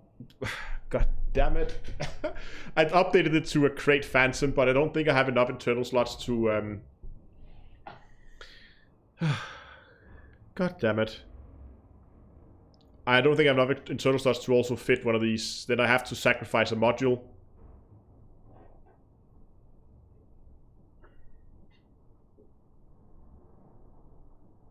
God damn it. I just want to see the sunset and sunrise again. That looked awesome before. Yeah, but I already used that slot. Yeah, but again, guys, I've already used that slot. I already implemented that slot into my build. That's the problem. Damn, this looks awesome. Okay, I need one of these modules on my camera ship. Just for this reason. Yes, the module slots are universal.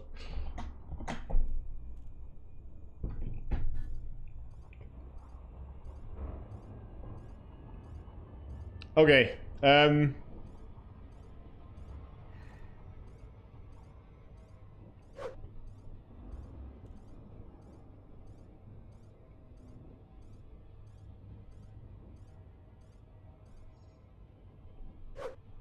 Oh, I still have the planet target. Hold on, where's the station?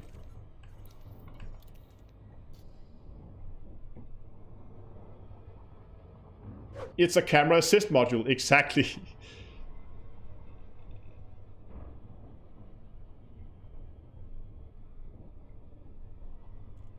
There we go, now it's doing its own thing.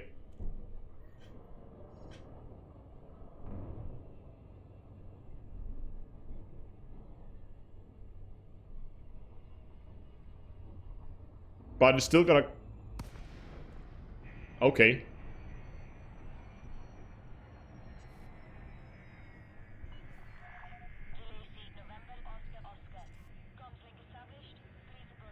The lazy November Oscar.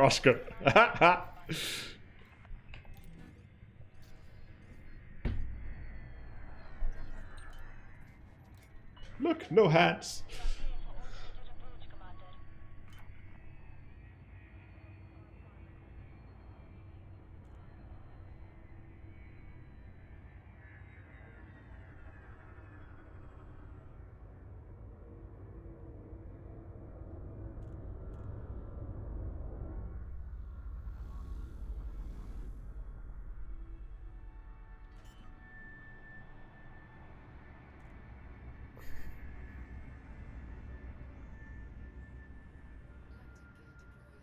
Our power priority is still resetting and dropping from Super Cruise.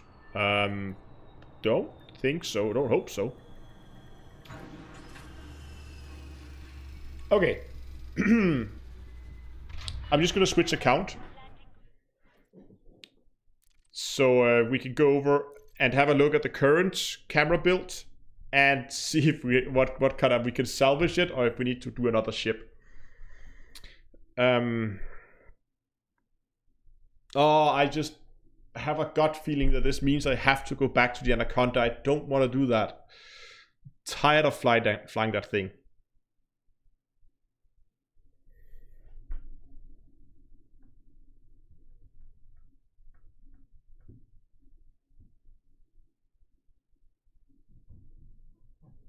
I'm not sure I'm gonna get the docking computer either. I might get it, but disable it, because again, like you can do some cool shots with it, with the ship's auto-flying inside the docking hangar. But I'm not 100% sure if...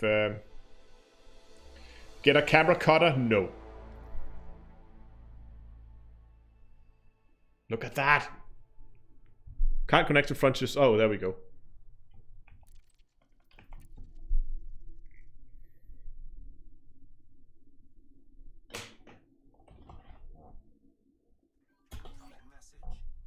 Oh yeah. Parked outside. We're gonna test the new drag things. And just get this thing back in the hangar.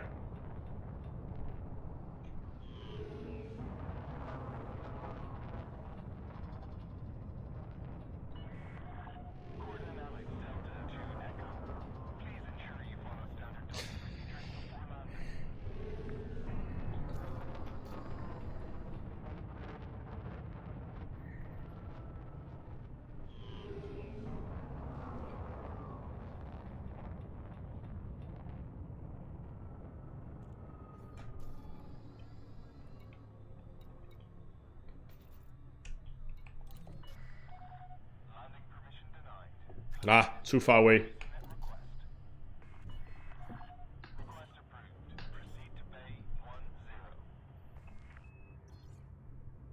I don't think the Thargoids can boost, no. They don't have a feature like that.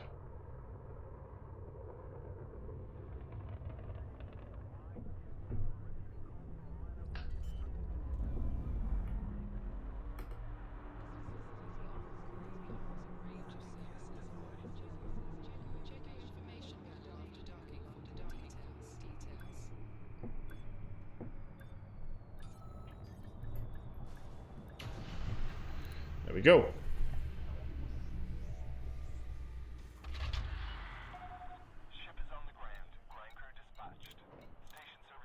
Ah, you can't restock all. Okay, wonderful. Let's just see the shipyard. They said they did some changes. No? Okay, crate camera.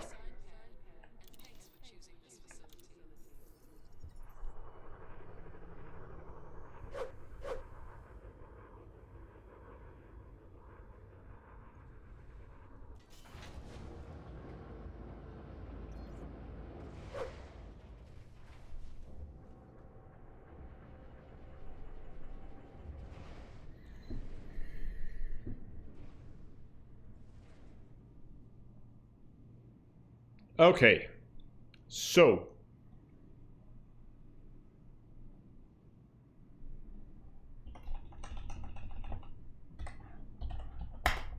Oh, no, hold on.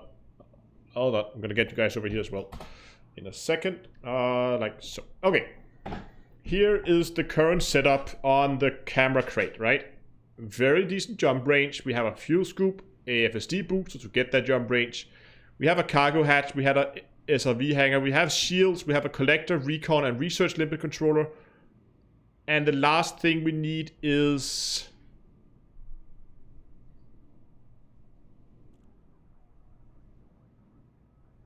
collector, transfer, hatch breaker, prospector, repair, no, refinery, no, shield.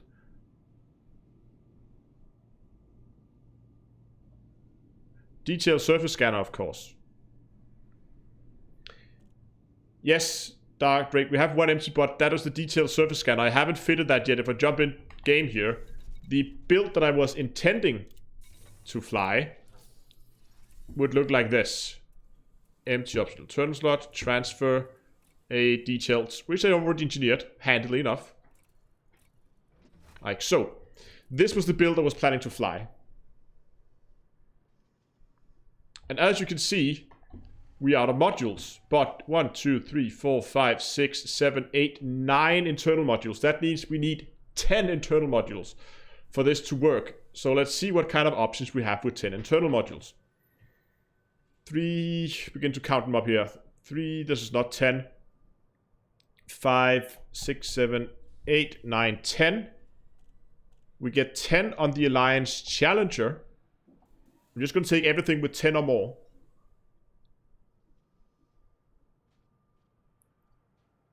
Yeah, drop recon limpet, maybe. That's another option to begin to look into if we could drop a module, because that would be really nice too. We're just going to see what other options we have. 4, 6, 7, 8, 4, 7, 8, 9.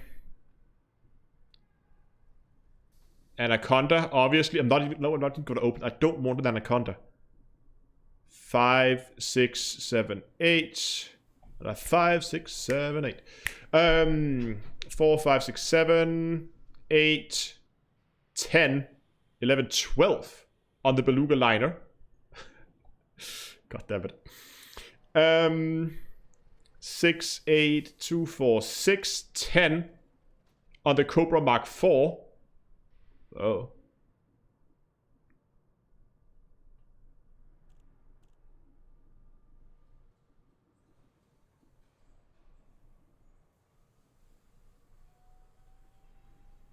Yeah, 10 on the Cobra Mark 4. Diamondback has 8. It's not enough. 5, 6, 7, 8, 9. Not enough. 4, 6, 7. 5, 7, 8, 9. Federal Corvette is an option. It doesn't make it much better than the Anaconda, does it? I'm tired of flying big, heavy, bulky ships. Federal Dropship, maybe. 6, 7, 8, 9, and 10 on the dropship.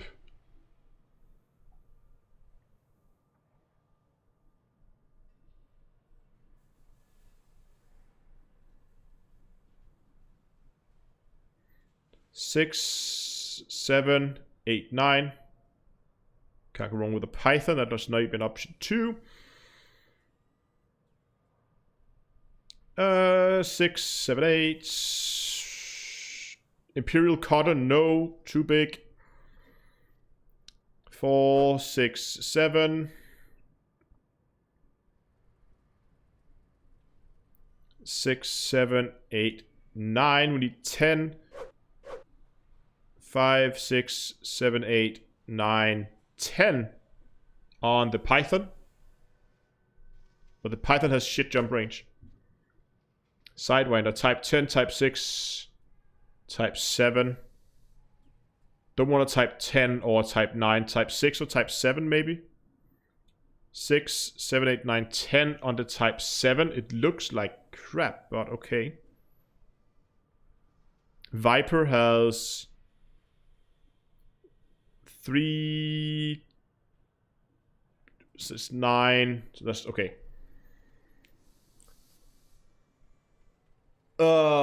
The crate Mark II doesn't even show up on the list now because it's too weak. It doesn't do it. Too weak. It has too few internals. Okay, same deal as last time. We want to A-rate the thrusters. We're just going to do a very quick jump range test here. That's all we do right now. So mass manage it there. D-rate, D-rate, and we're just going to D-rate that. And again, I know this is not going to be like the final jump range. It's just to get an idea about where we are in terms of jump range. So we'll see here on the Challenger we have a max of 40. We're gonna boost that a little further, so that's okay. When we actually begin to do the build itself, power plant. What was the rules again? Power plant I've done nothing to. Oh, yeah, gonna A-rate the power plant. There we go. So A-rate the power plant, A-rate the thrusters, A-rate that with increased range and mass manager. D-rate the life support. D-rate that as well. Yes. And D-rate that. And add a FSD booster. There we go. So already the Beluga liner is pretty good. I don't know how well this handles though. But it is against a pretty big ship. So a little with the Beluga liner here. I might have just be asking too much. I might have to go back to the crate. Another thing, so I tried the crate and I really like it. It's nice to fly, but I'm not sure if I can live without that fighter hangar. Which ships is it actually that could fit a fighter hangar? Oops. Come on.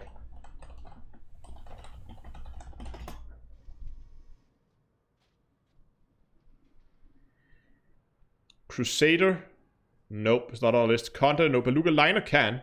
Corvette is the gunship, nope. Cutter, keelback, crate Mark II. So it's actually only the Beluga liner on this list that can fit a fighter hangar. So keep that in mind.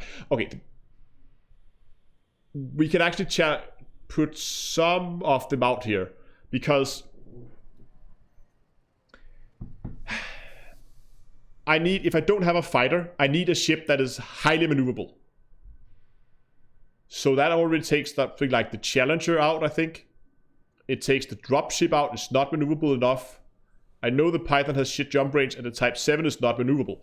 That leaves us with either a Cobra Mark IV, which has enough internals, or D-rate, or a Beluga liner. I think I have to look at some of those. Or I'm gonna go back to the other one and try to the crate and try to remove some modules there. Frame shift drive, increase range, mass man. No, deep charge because we are class 4. And then we need a FSD booster.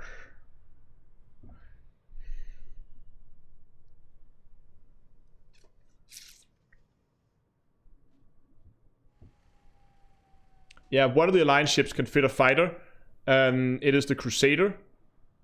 And if you look at the Crusader, it has 5, 6, 7, 8, 9. Oh, it actually has 10. I missed the Crusader.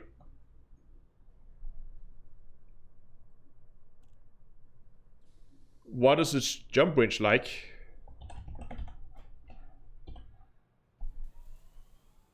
Fitted by the same rules. A-rate that and D-rate that.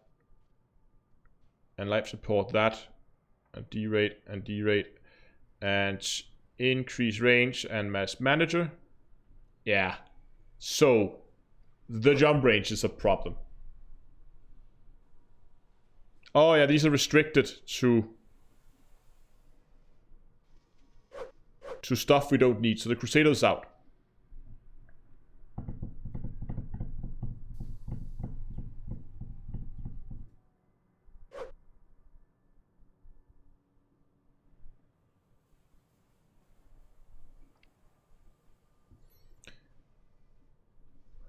What would actually... Okay, I'm just gonna for fun.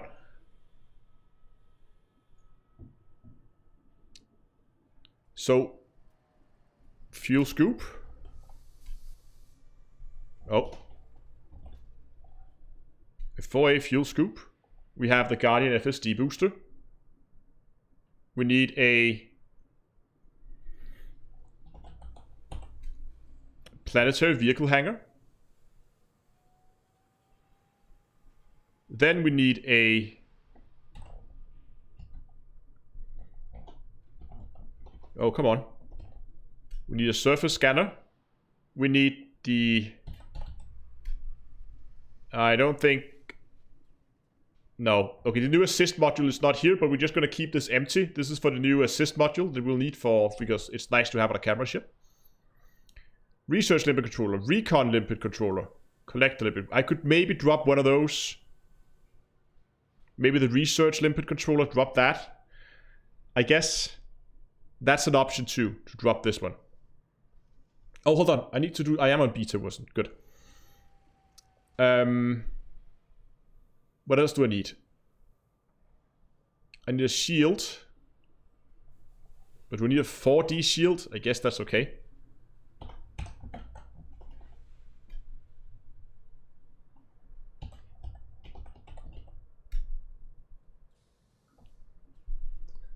What did I engineer this with over here?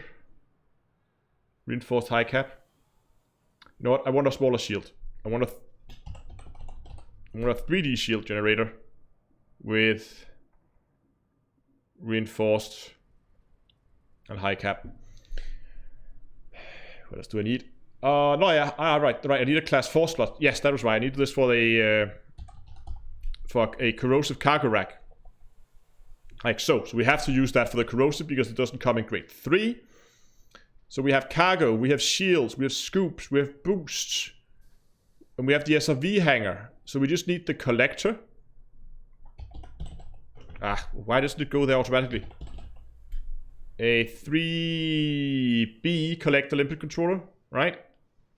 I put in an A1 here, but I would rather have the range than the time. So a 3B collector limpet controller with lightweight on it. Oh, we're gonna have an issue here with the utility mounts. Look at that. I can't get all my scanners. I need the 4 scanners, so leaving us with the beluga liner now. Oh, god damn it.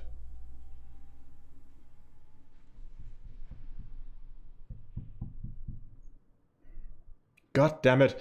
Okay, how is the beluga liner maneuverability compared to the Anaconda? I'm just gonna take them stock here. Profile.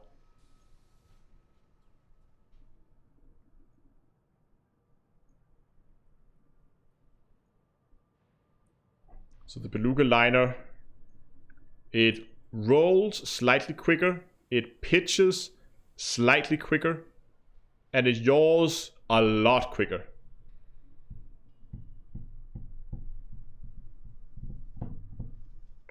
Yeah. But then there's the Anaconda. I don't want to go with an Anaconda again. Sick and tired of that ship. You know what? I'm just going to rework the crate, I think. Let's get this over on the beta version here so we get...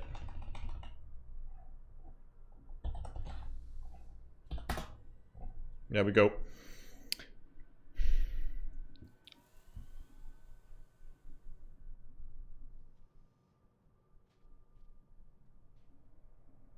I think I'm going to rework this.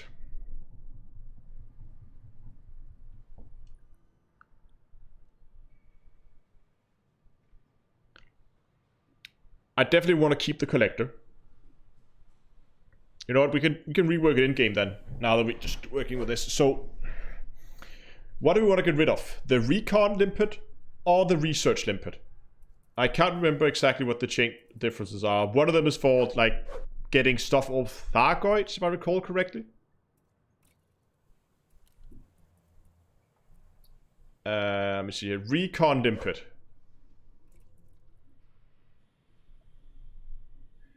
Yeah, recon can hack into data points. That's useful. Definitely want that. Research. No, that was also recon. Ah, here we go. Research. Yeah. So this research limit controller just goes... No, I don't want to get rid of recon. I want to get rid of research. The research is the one that takes stuff off Thargoids.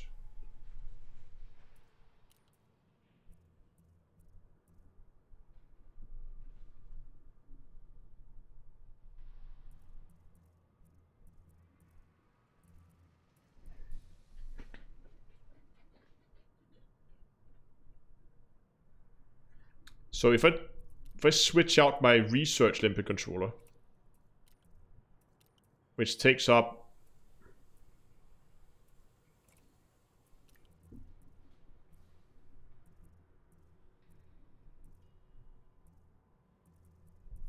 flight assist, super cruise assist.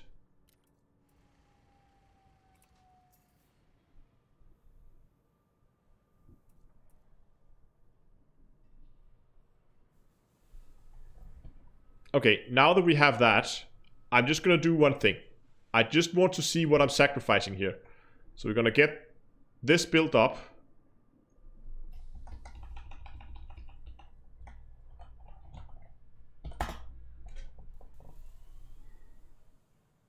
Why do we have 2 slots empty on it?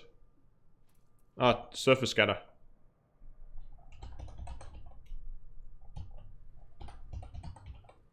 There we go. And this one is the new flight as Super Cruise Assist module, but I don't think it's on Inara, Coriolis yet. So this is what we're looking at with this one. I just want to compare it to the Anaconda, just to see what we're doing in terms of range and everything else. Why is all the no. Oh, okay. I was looking at the wrong one. Fair enough. So let's just quickly do an Anaconda build. So we want a 7A fuel scoop. I don't know why my live streams always turns into ship builds. I want a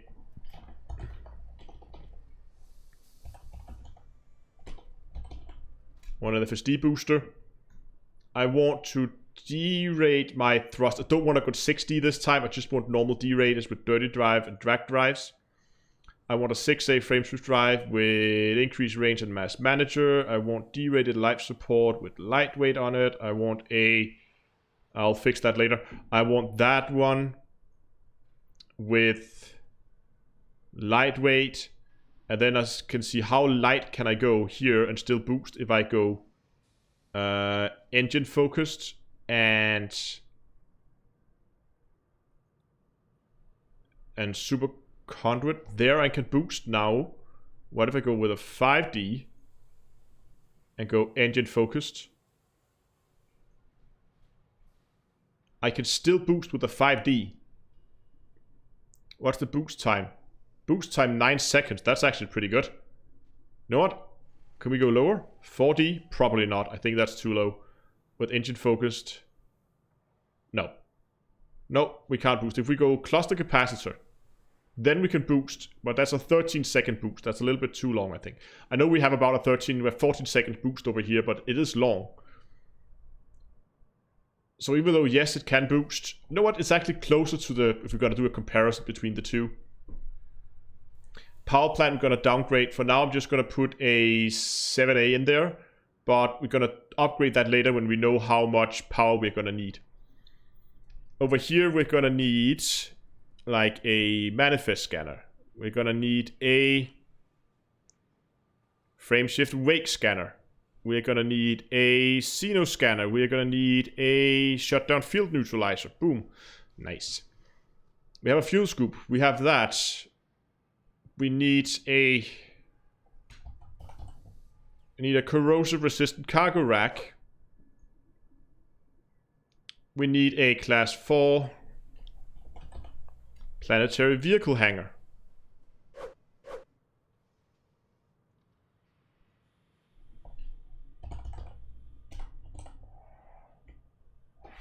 What is the fighter bay called? I can't remember.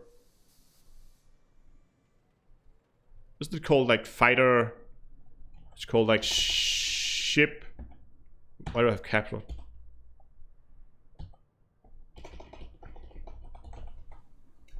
Fighter hangar. Okay, they have to occupy a class 5 slot. Oh, they can't go unrestricted.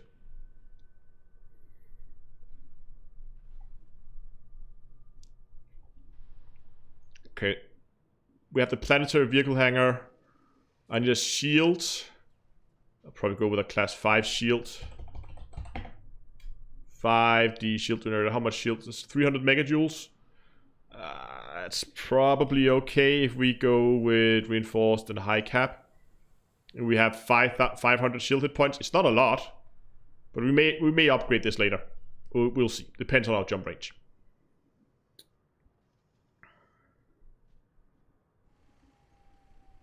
And then of course we want our surface scanner. And I'm just gonna put in a interdictor. The interdictor, that's our Super Cruise assist module. So this one clearly says flight assist module, right? And we are on the beta version. Good. Then I need a... Yeah, I definitely need to upgrade my shields. I can see that. Oh my god.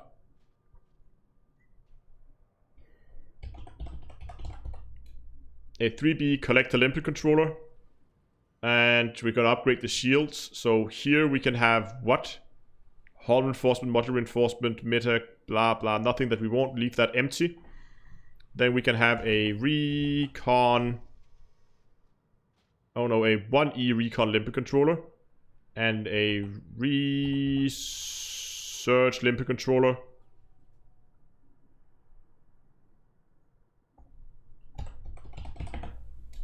$6D shield generator.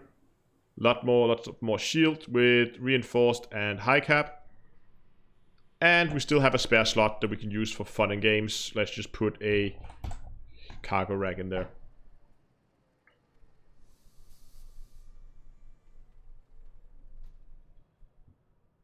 That would pretty much be the build. Oh yeah, power plant, of course. So if we go 4A, it says, can we get 30% extra power to this? I don't think we can. No. Oh yeah, we can. Can we go lower? Can we go like a 3A overcharged? Monstrate? No. We can go 4A overcharged thermal spread. And we have a little bit of room to play with, which is always nice. So this build will... Oh my god, look at that. It's just a better option. I mean, I know that I'm tired of flying it, but I think maybe with the upgraded thrusters over the old one, which I think was running 5D thrusters to save weight. Because, I mean, first of all, I get the fighter hangar, which allows me to have... Yeah, I get the fighter hangar, which allows me to have a better camera drone than what the crate is. The crate is okay, but a fighter is better, right?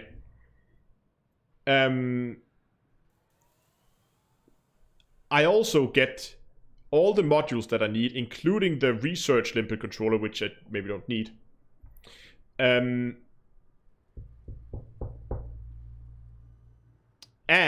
I get to carry all this stuff.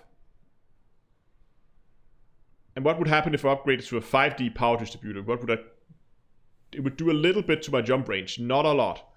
It's now 68 point that and here. So I lose about less than half a light year. I would probably sacrifice that to be able to go engine focused, super conduit, and then have a 9-second boost rather than a 13-second boost. Yes, Immuner, I know, bending to the dark side. It was short-lived, but I'm afraid I will have to disassemble. I'll have to disassemble my camera crate and go back and rebuild the camera conda. Because this is just a better option. There's just no doubt about it.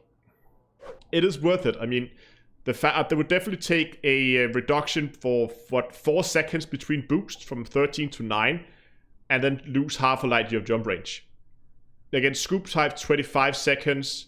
It's also scoops faster. It's just a better ship. You know what? I think I will just very quickly, I'm gonna put that over there. Just very quickly, I want to see.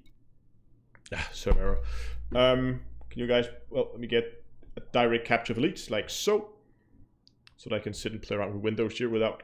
Where did my ship build go?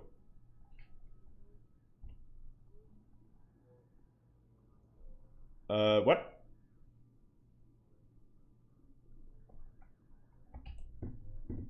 My Chrome disappeared. Oh, there it is.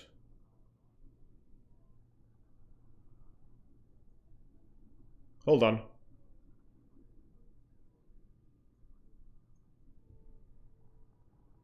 And the conda.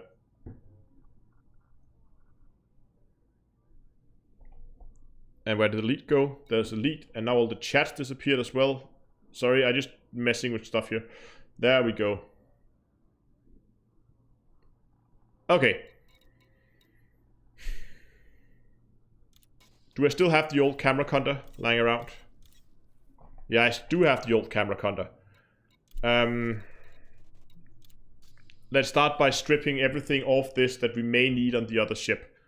So I'm just going to pull up the build here so I can run through and see if there's anything we can reuse from this one. Hard points, obviously, that's empty. These ones are not engineered, so there's nothing there we're going to reuse. What about in here? A 4A power plant, we can reuse that. Is that engineered correctly? It's only... Oh, can I actually downgrade this to not... Hold on. Oh, I can go. I can make do with a class 4. So an upgrade to this would be enough. No, not remove modification. Transfer, store. What else do we need? 70 thrusters, nope. 5A, nope. 4D life support, nope. 5D power distributor, nope. 60, nope. We can't use that either. What about on the internals? What is engineered in here at all? 3D shield generator, nope, can't use that. A 3A collector limpet controller. Nope, I need it in B rated.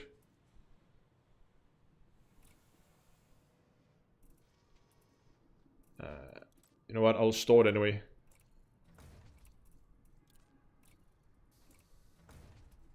And a detailed service scanner, we can use that, so put that into storage. Okay. That was all we could really take from this, so let's go and find the camera conda. There it is. And let's give this thing a rework.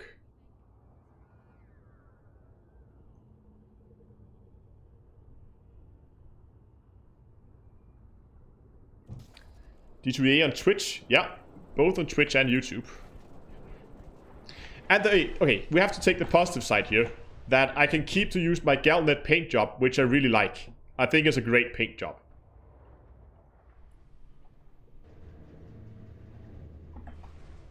Okay, let's begin the refitting of this. Yeah, here we go. Hello, Darkness, my old friend. First of all, I want to get rid of these missile launchers, because I don't need those anymore. I was testing stuff, so I fitted missile launchers. And I have been like moving stuff around in the build lately, so it's not in the original camera conda setup anymore.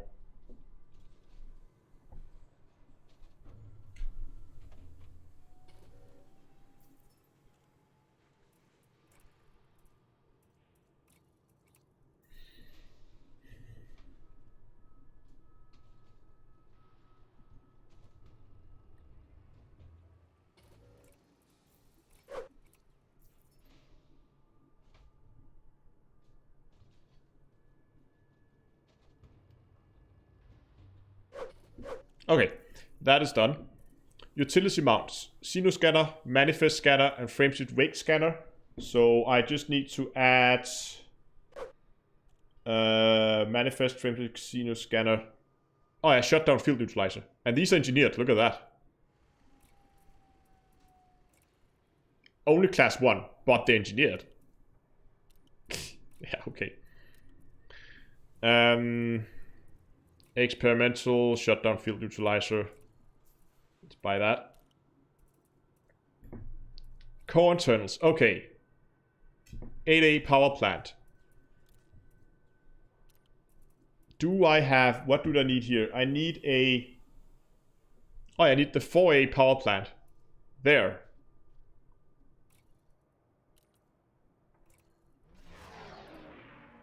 And for thrusters, I need 7D thrusters. Nope, I don't have 7D thrusters in stock, so...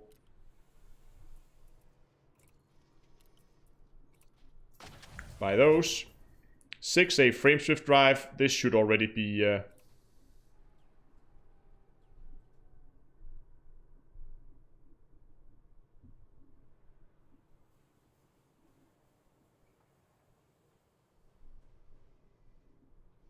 Hold on. Hold on a second.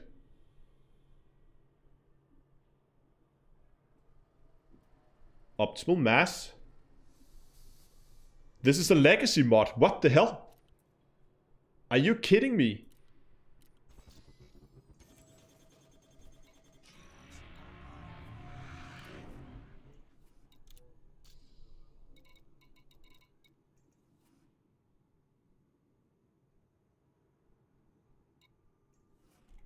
What? Am I the only one who can't see my frameshift drive on here?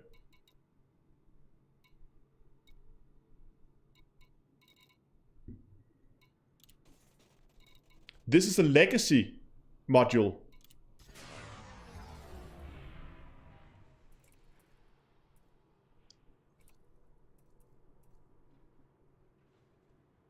What?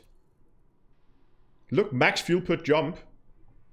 And mass manager, and there's no mass manager on it. There's no special effect. This is a legacy module.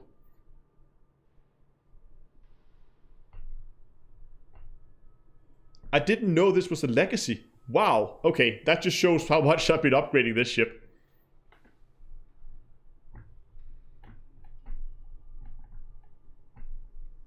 God, this must be old.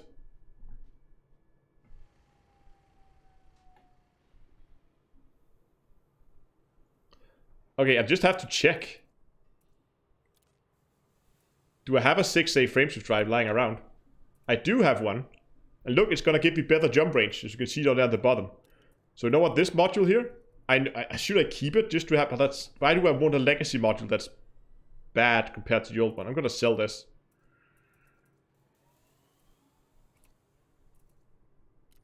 I don't want it mixed up, so I'm just gonna go in. I'm gonna buy a E-rated module.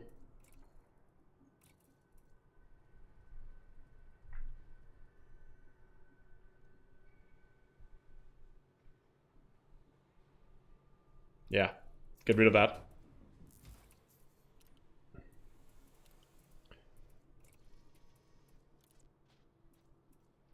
Transfer. I even had 2 of the better modules lying around. Okay, 5D life support is probably the same. And that should... And I'm gonna check all the modifications.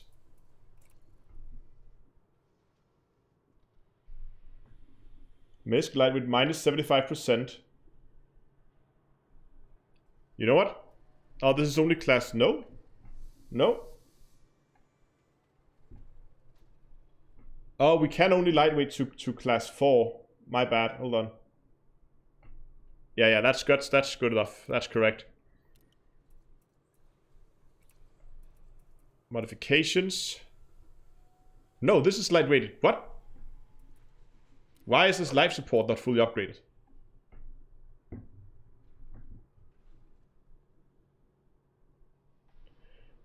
Carlos asked, what do you mean by legacy? Well, back in the days, way back in the days, it would, yeah, before version 3.0, so that's like 2 years ago now, something like that. Or at least a year and a half ago. Anyway, way back, you would, when you engineered modules, you would get a random roll what you would get of the module every time you rolled, and you could then choose to either accept that or keep the old one. So you would basically just roll completely random what you would get, and you just keep rolling and rolling until you got a good upgrade. Then you would accept that as an upgrade. Not like now where every time you still roll, but you get an increase until you max it out. And back then, all the special, like the experimental modifications, were also random. You could buy them extra for extra materials, but you could also get them by random. So yeah, it was massively annoying. Yes, indeed. I think the life support might need an upgrade. Let me check.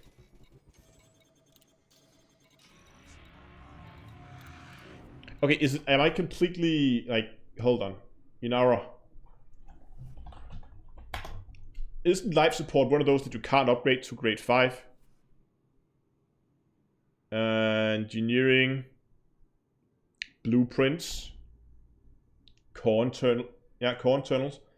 Life support, lightweight, and what was the other one? Sensors, lightweight.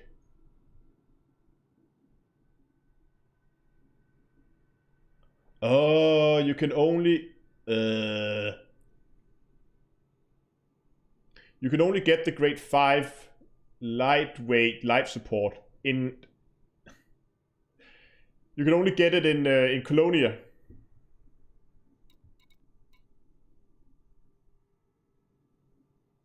Yeah, it's only in Colonia. Well, I guess this thing has to fly to Colonia at some point. I need to pin the blueprint anyway, and then figure out how I unlock that guy.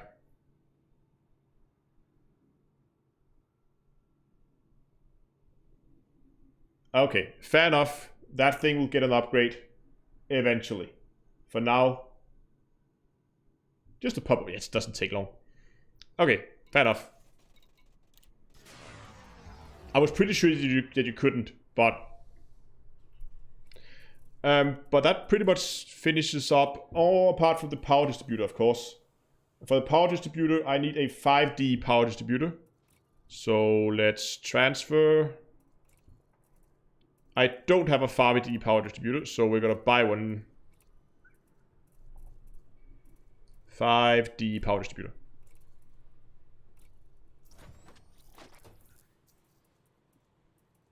Oh yeah, one thing we can do is we can finish up the power plant. Which is overcharged, but it will need grade 4 for the build to run. So we're gonna upgrade this to grade 4.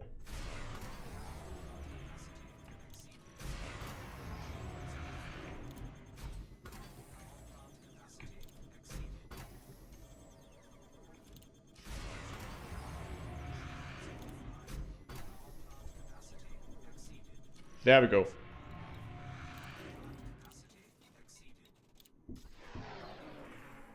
Okay, let's have a look at the optional internals. We have the fuel scoop.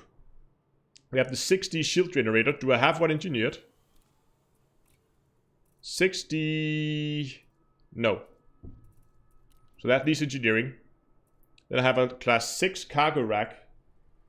Yes, I still want that. Is this the restricted module? No, it's not. Here I will need a... I have the Guardian FSD booster.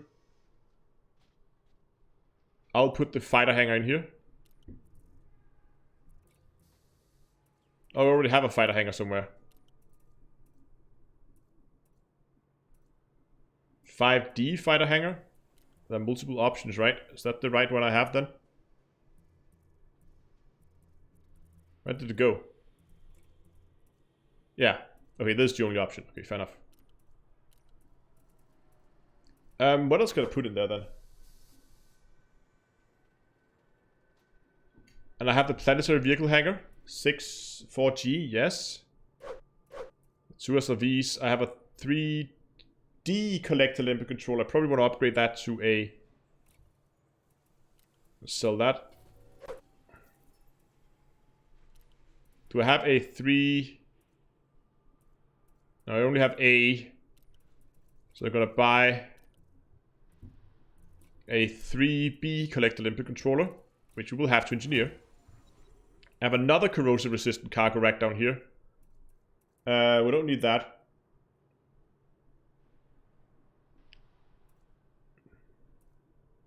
You know what? I'm gonna put that up here actually, the corrosion resistant cargo rack. So we have the cargo racks at the same place, right?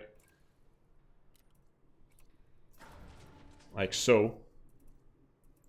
Military compartment. Then we can sell this.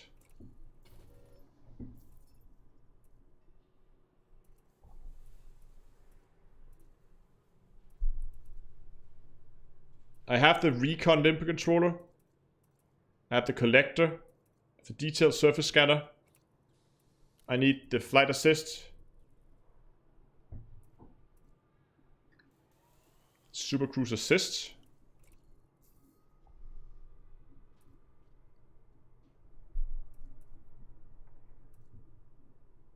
Okay, what am I missing here? We have the detailed surface scanner, we have the Super Cruise assist module. We have a collector limpet controller, check. We have the planetary vehicle hangar, check. We have the corrosive resistant cargo rack, check. We have a fighter hangar.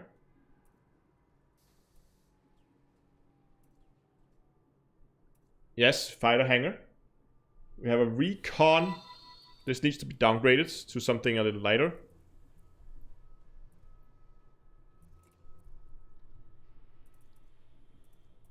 Yeah, that's a lot lighter. So we have a recon limpet controller. Sorry, yeah, recon limpet controller. Oh yeah, I need the research limpet controller, of course. No, that's just the restricted module. I have one empty here.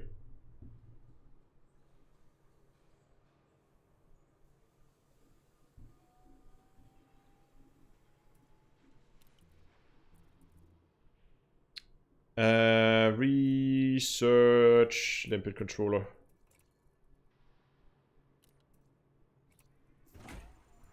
There we go. And that's pretty much it, I think. What I will need is... I don't need anything in here, that's okay. They're not fully engineered, but that's okay. I'll need to engineer the thrusters, which is always a pain. The life support eventually. The power distributor will need to be engineered. Why am I still running overpower here? I shouldn't be, should I?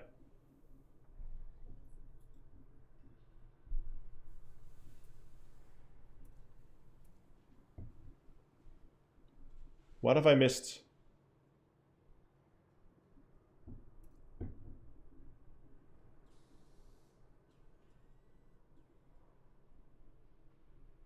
Power plant, it should be, according to... Look at this. Oh, yeah. Moving myself over the other side. Or down there, that works too. According to this, I should be able to run this with everything on a 4A overcharge grade 4 thermal spread. 4A thermal spread. What's taking up extra power? Oh, hold on, I think I know. Yeah, these are A-rated. These are A-rated, that's the problem. Just gonna store these.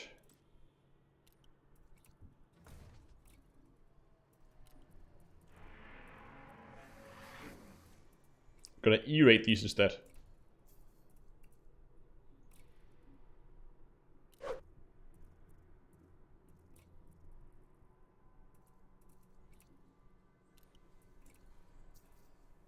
There we go. Yeah, level 4 engineered is enough. There's no reason to upgrade to level 5 when we don't need the power. I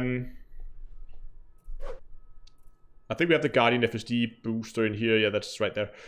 Because it just...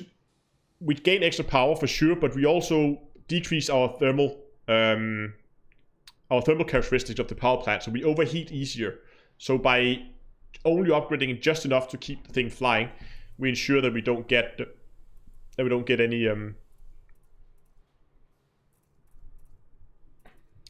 they don't get too much overheating here. So all I need to do is the shield generator needs to be upgraded.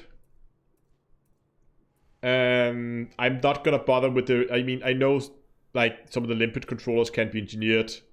Like this one could be lightweighted, but it's okay. It's 8 tons, so maybe I would do this one. I need the shields and the collector limpet controller. What else do I need?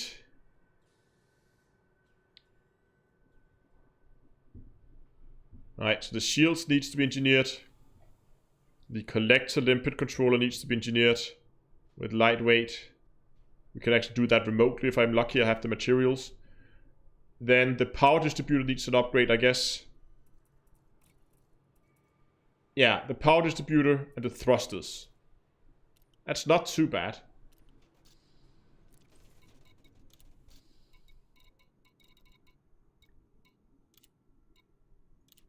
Do I have the materials? I do. So we can finish this one right now. Because there's no experimental mod.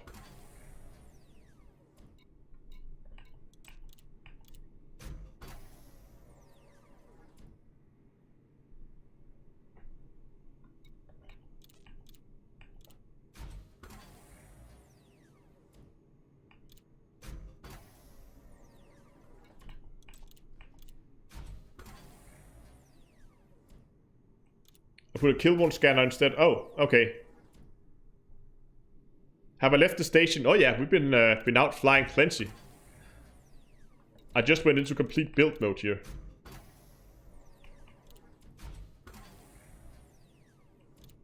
How did they make so much money? You play the game a lot. And you mine void opals.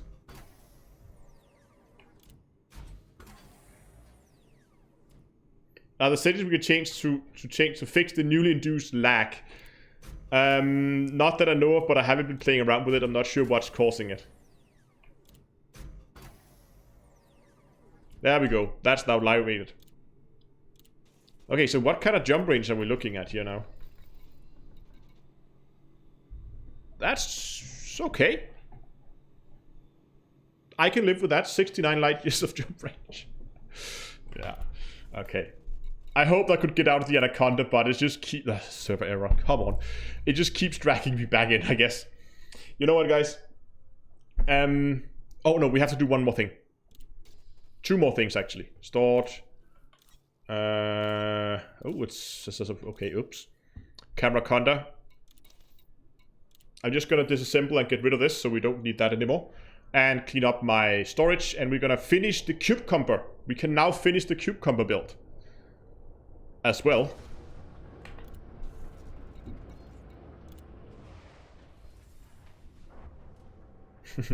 Oh, Eminer. You're so happy.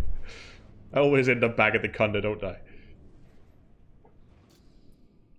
Now, it should be no hard points. Utility mounts core internals. I just want to store.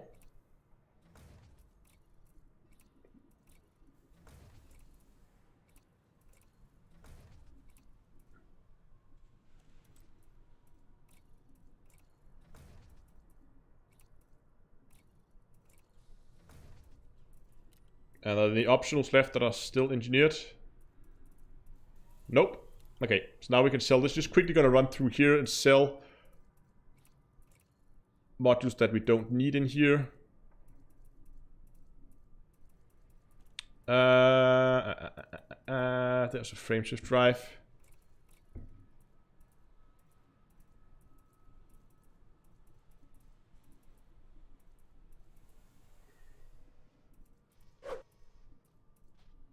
Pacifiers, keep those.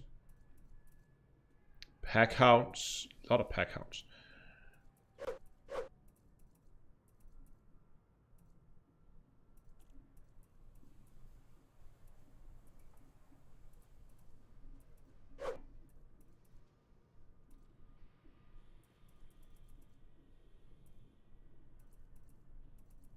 Shield boosters, okay.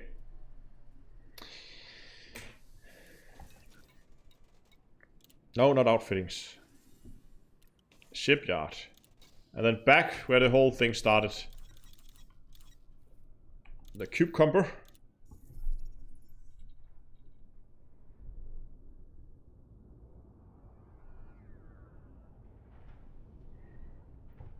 That's actually a good idea, Andrew. So if I consider making a guide for managing your stored modules. That might actually be a good idea to do.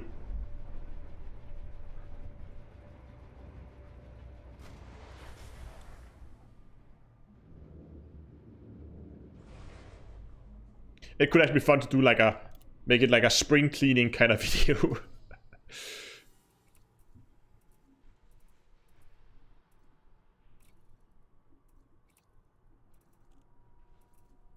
Now I can't remember what I was supposed to put down here. Probably a collector input controller. I should have a, yes. I have a 1B collector input controller that I prepared. And that finishes up the cucumber almost, because with the new modifications to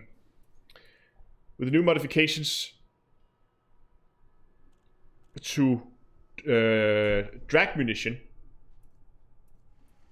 then I would consider, this one is high capacity magazine and corrosive shell, but this one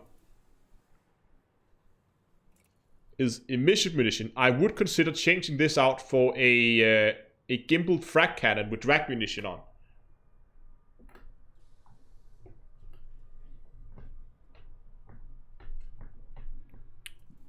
But I guess we'll have to. I'll do some testing on it and see if it's actually worth it. But that could be a fun thing to do. But I think with that, I'm going to call the stream for today. It was fun to try to have a look at the new player experiences. There's definitely some areas that improved, but there's also seems to be some areas that's moved backwards a little bit. If you ask me, especially the situation right when you land in the hangar for the first time. Previously, you would get like a small notification saying, well, there's a mission for you, go do that. That would take you on to the first mission. That has now been removed, and I think that's a bit of a shame. I think that really helped players in the... I think that's it's a small thing, but it's just important that on that first moment that people get their hand held a little bit, so they're kind of being led in the right direction. Yes. Other than that, we're also gonna have a look at the new trading UI. That was great, and we did a quick ship builds after we've been playing around with the new Super Cruise Assist module, which is really awesome. It's probably something I'll disable most of the time, but for a camera ship, you can do some really cool shots with it. So I'll definitely be using that. But yeah, I think I'm gonna call it here for today. Thanks a lot for watching, guys, and remember, next stream is gonna be. Next scheduled stream release is going to be next week. It's Tuesday, same place, same time. What it'll be doing, I don't know. Maybe it's about time we take the cucumber out for a spin and see if it still got it. And you forgot a Guardian module. No, I think it's pretty good. But anyway, I think that's where we're at. Yeah, next time maybe the cucumber is gonna get out. I don't know. I'll figure that out eventually. What we're gonna do next time. But yeah, if you enjoyed the stream, go down and give it a like down below. If you're on Twitch, you can hit the follow button so you know next time I'm streaming. And if you are on YouTube, there is a subscribe button below that will alert you. Maybe you have to click the bell. I'm not 100% sure. It might alert you when I'm streaming, but again, next Tuesday. So yeah, thanks so much for watching, guys. And until next time, I will see you guys in space.